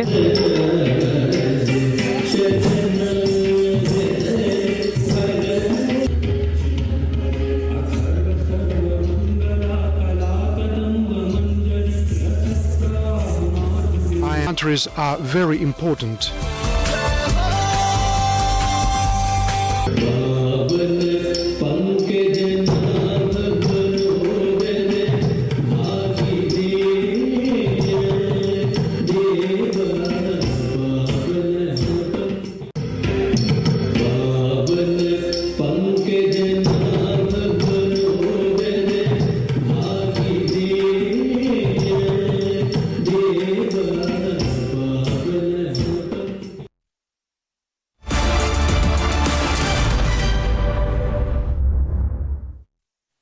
American Pistachio presents Cracking News of the Hour.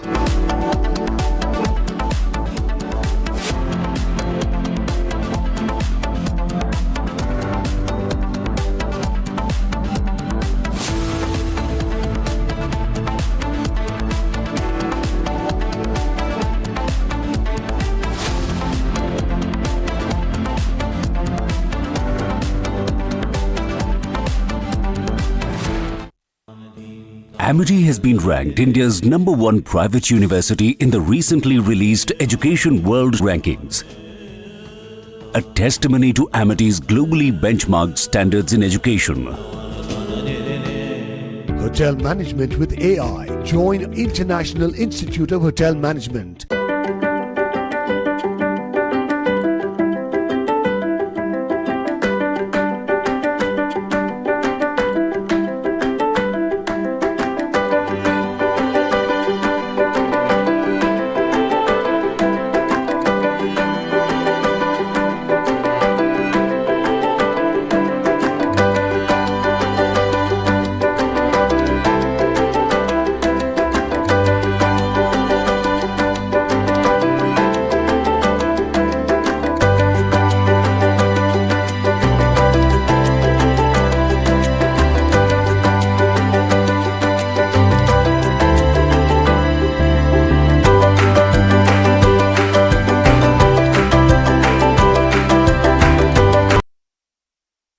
In this episode of Get Me Right, join me as we take a deep dive on this Agniveer issue.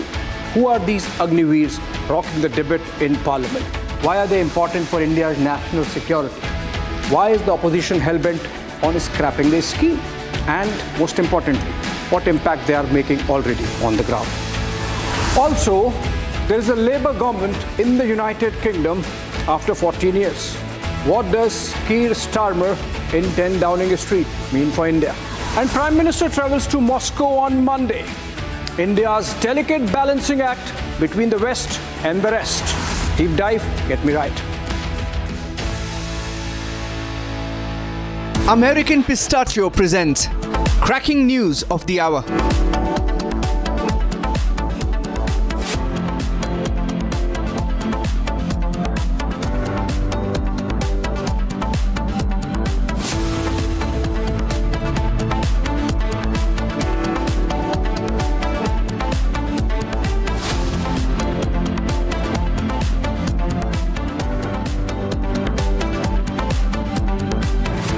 India-Russia relations will be in the spotlight as the Indian Prime Minister Narendra Modi pays a state visit to Moscow on Monday and Tuesday, marking his first visit to Russia since 2019. Now, we could see outcomes that will impact the geopolitical landscape. You can follow the latest updates right here on RT International in cooperation with India's Republic TV channel. We've got every angle covered for you, so make sure you don't miss it. His third term, and Prime Minister Narendra Modi chooses Russia for his first bilateral visit.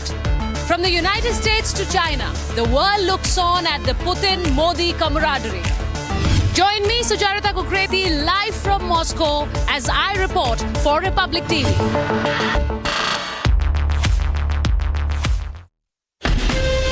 From Asia's largest news headquarters, setting the agenda for Bharat.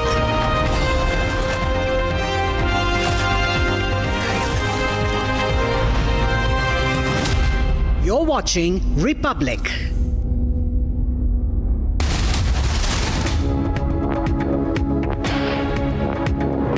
American Pistachio presents Cracking News of the Hour. PM Modi's two-day Russia trip for the 22nd India-Russia summit in Moscow begins on Monday. Stand by for the biggest coverage from Ground Zero. His third term and Prime Minister Narendra Modi chooses Russia for his first bilateral visit. The largest team of reporters, the biggest coverage and the fastest updates. Republic reports live from Moscow.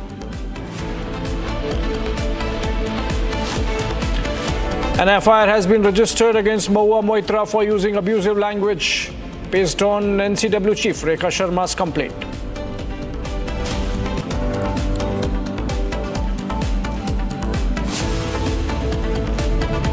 One killed, one injured in a hit-and-run case in Mumbai's Worli, main accused on the run.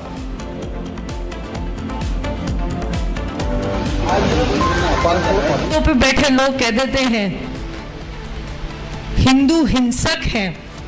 अगर हिंदू हिंसक होता तो एक हिंदू सनातनी बेटी को इस सुरक्षा घेरे में अपने ही देश में अपनी आजादी गवा के रहने की नौबत नहीं आती। Nupur Sharma sends a clear message to Rahul Gandhi on his Hindus are violent remarks, speaks for the first time since being expelled from the BJP. तुम करो तो वाह वाह, मैं सत्य भी कह दूं तो सर तन से जुदा, ये मेरे देश में नहीं चलेगा। मेरा देश भारतीय संविधान से चलेगा, किसी मजहबी कानून या शरिया से नहीं। Nupur Sharma in her comment that's gone viral says country will be run by Constitution of India, not Sharia.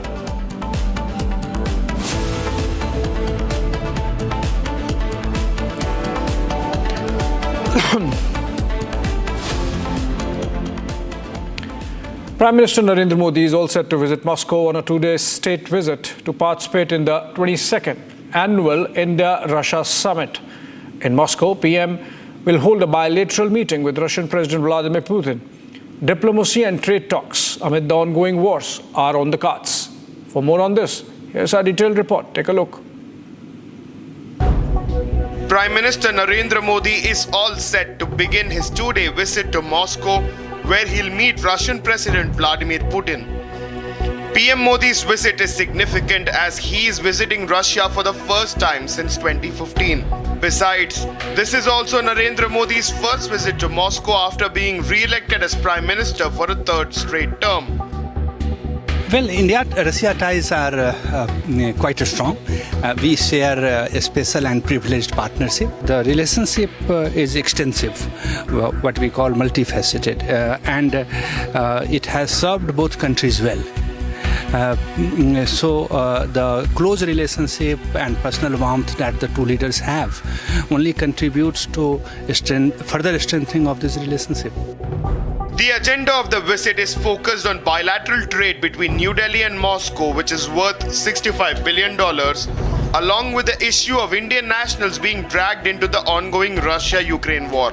India has become a key buyer of the Russian crude oil since the Russia-Ukraine war began in 2022. Despite the US and its allies imposing sanctions on Russia for launching a full-scale invasion on Ukraine, the economic ties between India and Russia are stronger than ever before. But the big suspense now is what will the conclusion of the bilateral talks between PM Modi and President Putin be? One thing is certain, that the eyes of the entire world and particularly the West will be on PM Modi's historic visit to Russia after 9 years. In an exclusive chat, Republic spoke to Indian ambassador to Russia, Vinay Kumar, ahead of that very important Modi-Putin meeting that's slated to take place tomorrow. Listen in. The Indian Prime Minister lands in Russia, and when Prime Minister Modi and President Putin will walk alongside, they will be taking a big step in the India-Russia ties. Who better to reflect than the Indian ambassador to Russia, Shri Vinay Kumarji. Sir, thank you so much for giving time to Republic TV. Welcome. Sir, my first question to you, Prime Minister Narendra Modi, his third tenure, and he chooses Russia as his first bilateral visit. How do you see this vis-a-vis the India-Russia ties? Well, India-Russia ties are quite strong. We share a special and privileged partnership, and there has been a tradition of annual summits between India and Russia since the year 2000. Last one was in 2021 when President Putin visited India. Right. Since then, this visit of Prime Minister of India has been expected here, and this visit now that taking place tomorrow day after is signaling resumption of that tradition. So it is part of the bilateral engagement between the two countries. Sir, how do you see the trajectory of the India-Russia ties amid the war that is going on in Ukraine? And I say this because when on the 9th the two state heads would be meeting, there would also be a meeting of the NATO in Washington going on.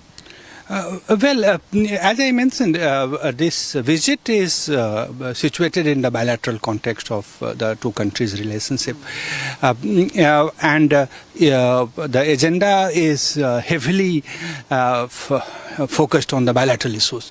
But of course, without prejudging what the leaders will talk, I think that they will also exchange views on regional and global issues of mutual interest. Okay, sir, there has been a lot of talk on the personal chemistry between Narendra Modi and Vladimir Putin. You having seen the functional style of both, what do you think really makes that chemistry stand out between both the leaders, both the state heads?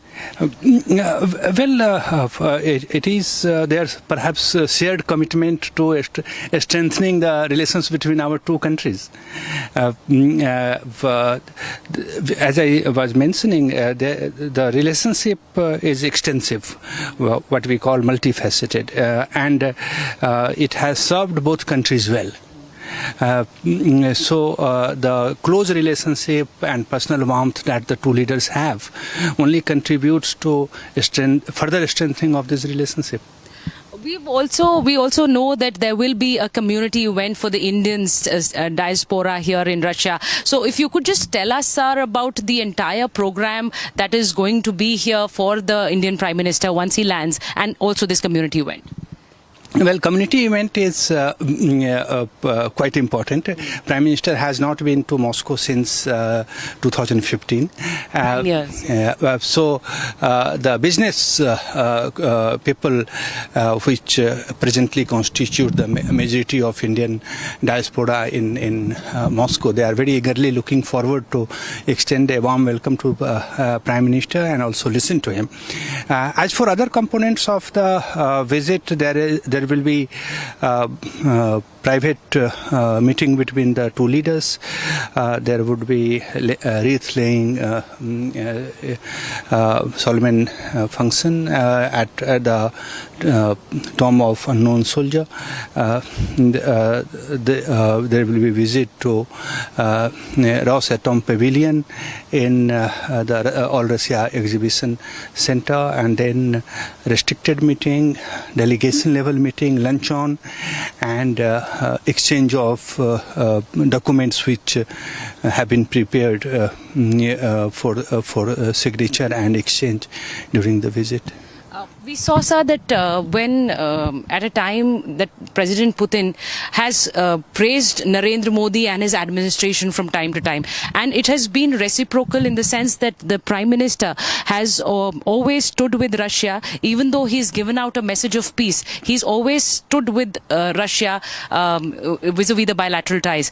Do you think there could be a bigger message on in terms of the global messaging that is going to go in terms of war, because we are seeing two wars going on in the world right now?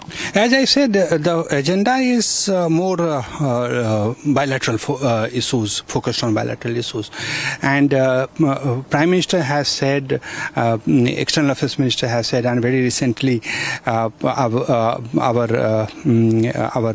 participant in the Swiss meeting, Secretary West, my predecessor, Mr. Pawan Kapoor, said that India favors continuous dialogue and diplomacy for resolution of this conflict.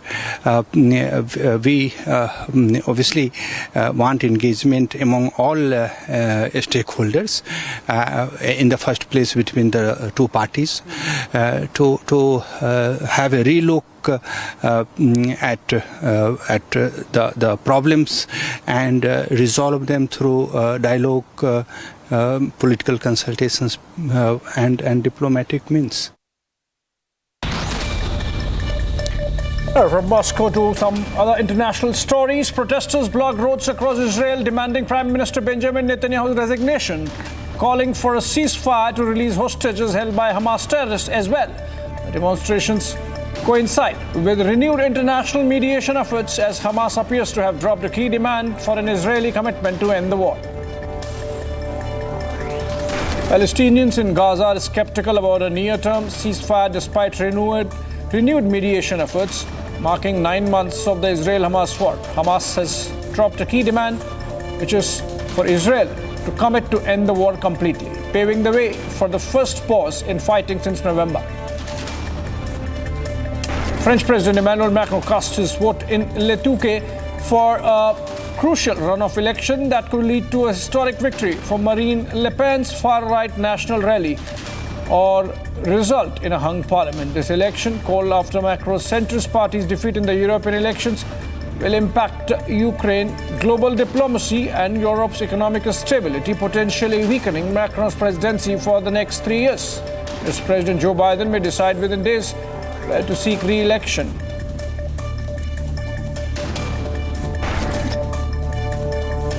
US President Joe Biden may decide within days whether to seek re-election, according to Hawaii Governor Josh Green. Green, who recently met with Biden and Democratic governors, suggested that if Biden opts out, Vice President Kamala Harris would likely be his designated successor.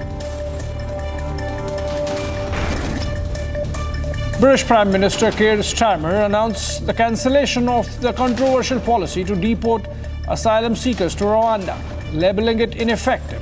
He emphasized the Labour Party's commitment to change, acknowledging it will take time.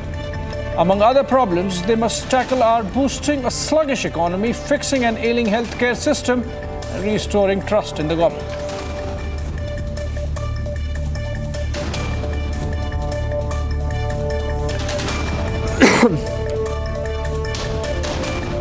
Bahujana Samajwadi Party chief Mayawati has termed the murder of K. Armstrong, president of the party's Tamil Nadu unit, as brutal and said the government must act to prevent similar incidents in the future. The 52-year-old BSP leader was hacked to death by a 6-member bike-borne gang near his house in Chennai.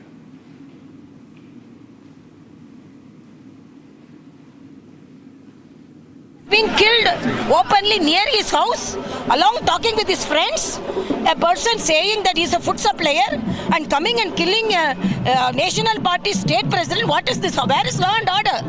And brutally killed, and the officers are now telling it's not a political matter. How they can come to a conclusion? How they come to a conclusion? Why they are coming to such a conclusion? I'm asking, he's a political leader, no? State president of a national party, no? Why didn't the chief minister come and pay homage? What prevents him from coming here? What prevents him? His son, everywhere he will go, no? What prevents them to come here? Right. So this is then why they are telling it's not a political matter. Not only here, every day one murder has become the political model of Dravidian model. And the day before yesterday, ADMK, one of the, even our BJP Karthik Karyakarta's husband was brutally attacked while he was walking in the streets of Anna Nagar. What is happening? Illicit liquor and illicit murderers and illegal surrenders. It's very, very disheartening. CBI inquiry should be there. Why they are not asking for CBI inquiry? Even in Kallakurchi, they don't want CBI inquiry. Even their alliance partners, District President Jayakumar, Tirunelveli District President, was murdered 3 months back. Till now, it's not investigated. Now, Tamil Nadu, particularly this North Chennai, has become the shelter for such paid murderers. Very, very disheartening. What do you have to say to the Chief Minister, because he has taken to the social media and expressed condolence to the family, but then no official statement or anything? No, why? It's social media government. It's not a social government. Where is social justice? They are talking about social justice. Where is social justice? Dalit leader murdered. Where are they? Can't they come and pay homage? So that itself shows in the final meeting, in almost the last meeting, he has condemned about present Chief Minister, his son. So we cannot say whether there is political motivation or not. And another thing, the powerful, some of the people are behind that. And the government is relaxing. Oh, everyone has surrendered. Right. Even the ordinary person, a woman is coming and caught hold of my hand, and she told the surrenderers were not the real murderers. Right. So the Tamil Nadu government should be more serious on this. And daily a murder has become a Dravidian model. Very, very disheartening. Very disheartening. That was BJP's Tamilisai Soundarajan expressing anger against the Stalin government and asking for a CBI probe. Republic also spoke to Tamil Nadu Congress State President, who said that the law will take its own course. Listen in. Investigation going on. This is condemned.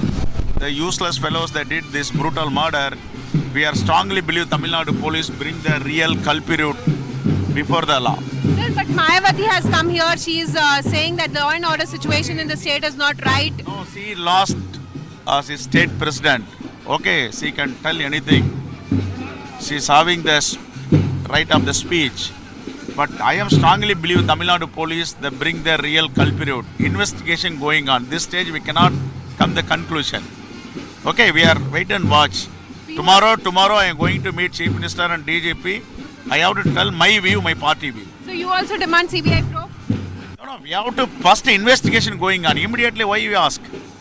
Investigation going on. Tomorrow going to meet DGP and the police officials.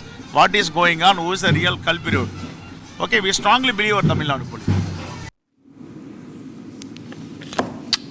Right, a woman died and her husband was injured in a hit-and-run incident in Mumbai's Worli when a BMW car rammed their scooter early on Sunday.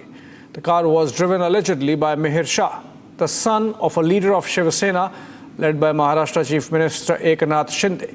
The 24-year-old man has been absconding since the incident, but a driver of the family is in police custody along with the father of the absconding accused.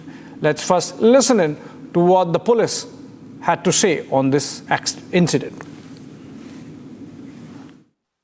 Police station Worli में एक गुना register किया गया।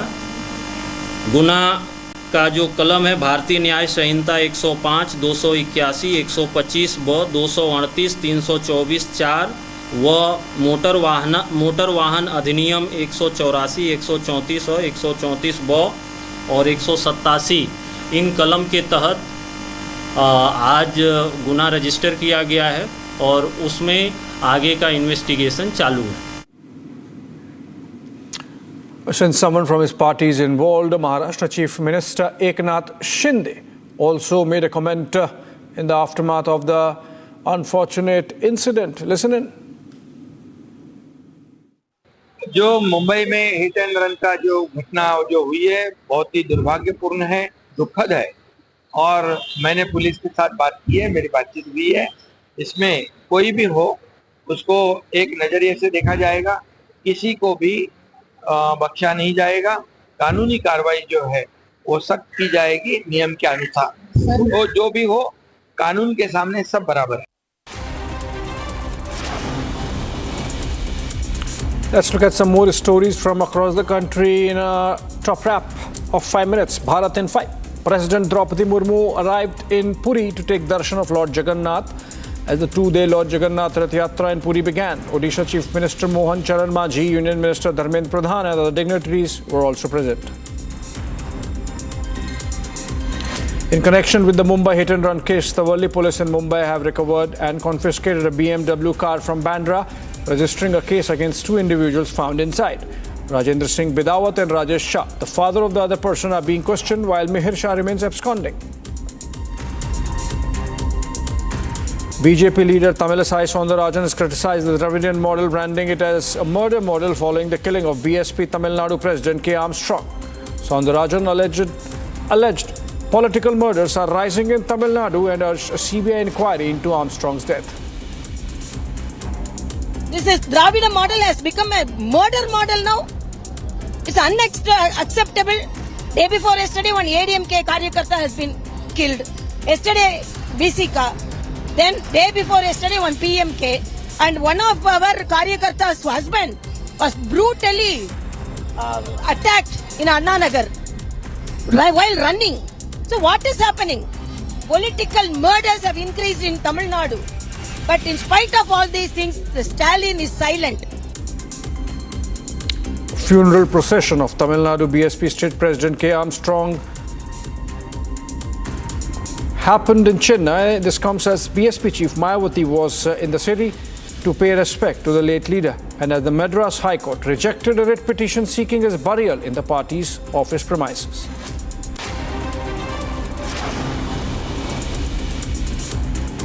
Union Health Minister JP Nadda, speaking at AIIMS Vijaypur, Jammu, highlighted the government's commitment to developing medical infrastructure. He announced plans to open an OPD within 2 weeks and emphasized ongoing efforts to recruit staff. देश में उस समय एक all Indians of medical sciences होता था.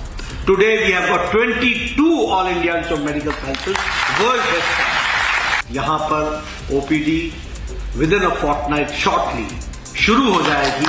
इस बात को भी हम सबको ध्यान रखना है. Assam Water Resources Minister Piyush Hazarika reported ongoing monitoring and relief efforts in flood-affected riverside areas.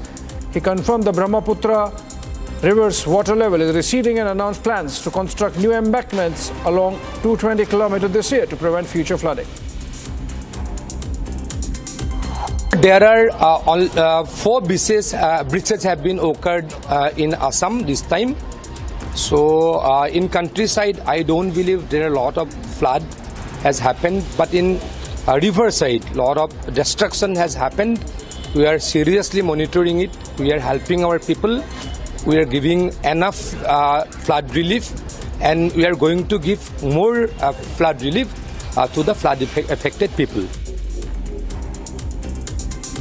The Delhi police have registered a case against TMC MP Mahua Moitra based on a complaint from the National Commission for Women regarding an alleged repost of a tweet on social media platform X. The FIR has been registered citing the usage of abusive language by the TMC leader against NCW Chief Rekha Sharma.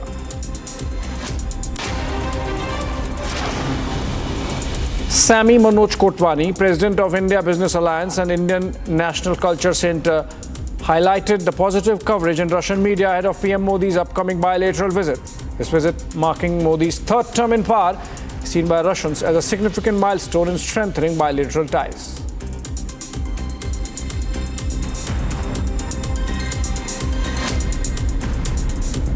Something has happened this time. I cannot tell you. The whole Russia is talking about. It's more exciting. You can say everybody's excited. Everybody knows about this thing.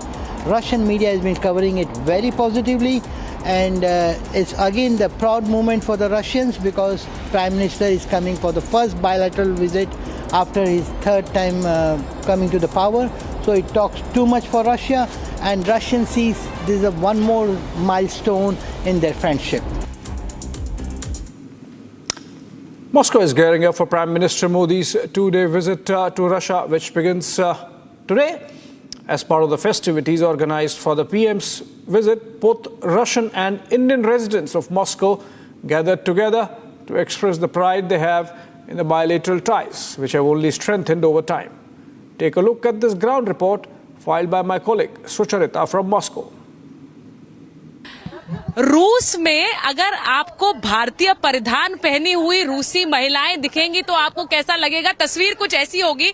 All of you look beautiful and I feel so nice seeing you in Indian costumes. They are part of the Amritsar project and they are holding the Russian and the Indian flag together. I feel proud of it, seeing my Indian flag here in Russia.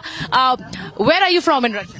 We're from Moscow, but in our team have got girls from all over Russia. We're so happy that Prime Minister is coming here and that relations between India and Russia becoming more strong. It really makes inspiration in all fields, not only culture, which we like, but also in economy, in travel, everything. Beautiful. And where are you also from Moscow? Jiha. Oh, do you love wearing this jewelry, the dresses, the Indian dresses? How do you find them? Yes, this is the main point why I adore Indians so much. Yes, because of this beauty, jewelry, these costumes, and Indian people so nicely, so kind. I like them very much. That is, we always speak about Russia-India friendship back home in India. And I see a living example of it when I see all you beautiful women wearing it. Where are you from? I'm from Moscow. So, tell me, what do you have Indian friends here? Yes. Yeah? Okay, now that you're holding the flag, I just want to ask you, with the Indian Prime Minister coming, are you going to be performing there at the event? No. We'd like to do this if he invites us. Oh, that is so sweet. So that is on live camera. She's saying that she needs an invitation and she would want to be a part of it. This is lovely. And this little one here, she looks so beautiful. And with the Indian attire, we back home love dressing our little girls in these Indian attire. And she's all dressed up. Does she know? Can she speak in English? No, English, no. She looks lovely. And I just want to say that when you see Russians here dressed up in Indian costume, it's a cultural amalgamation and I feel proud of it. I see that Indian flag and the Russian flag there.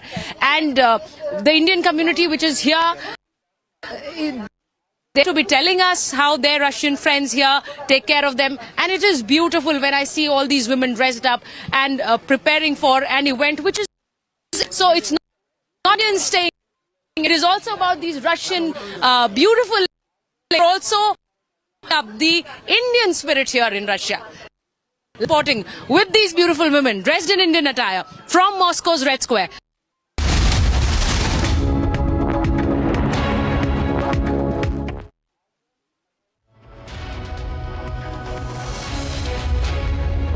In this episode of Get Me Right, join me as we take a deep dive on this Agniveer issue. Who are these Agniveers rocking the debate in Parliament? Why are they important for India's national security? Why is the opposition hell-bent on scrapping the scheme? And most importantly, what impact they are making already on the ground? Also, there is a Labour government in the United Kingdom after 14 years. What does Keir Starmer in 10 Downing Street mean for India? And Prime Minister travels to Moscow on Monday. India's delicate balancing act between the West and the rest. Deep dive, Get Me Right.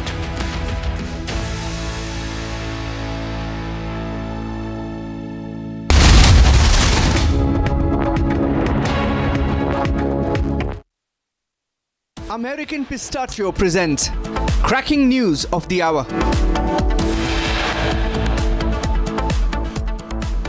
Prime Minister Modi's two-day Russia trip for the 22nd India-Russia summit in Moscow begins on Monday. Stand by for the biggest coverage from Ground Zero. The largest team of reporters, the biggest coverage and the fastest updates. Republic reports live from the ground in Moscow.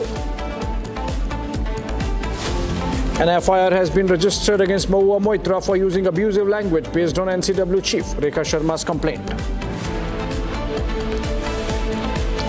1 killed and 1 injured in a hit-and-run case in Mumbai's Worli, main accused on the run. Nupur Sharma sends a clear message to Rahul Gandhi on his Hindus are violent remark. Speaks for the first time since being expelled from the BJP.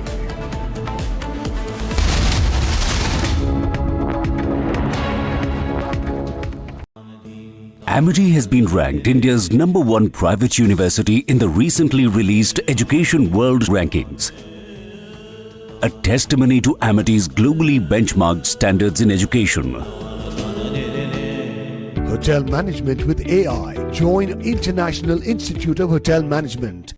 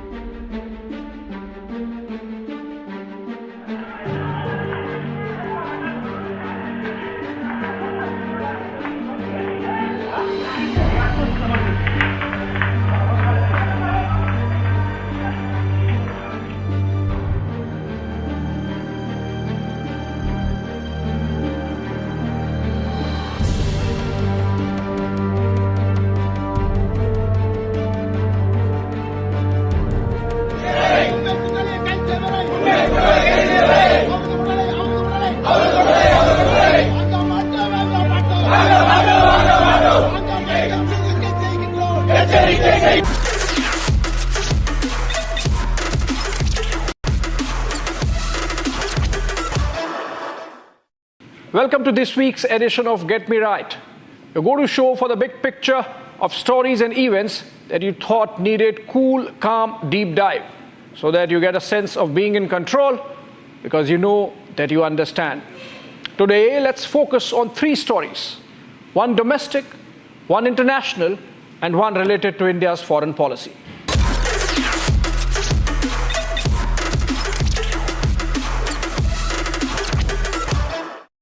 First one panned out last week through a parliament debate.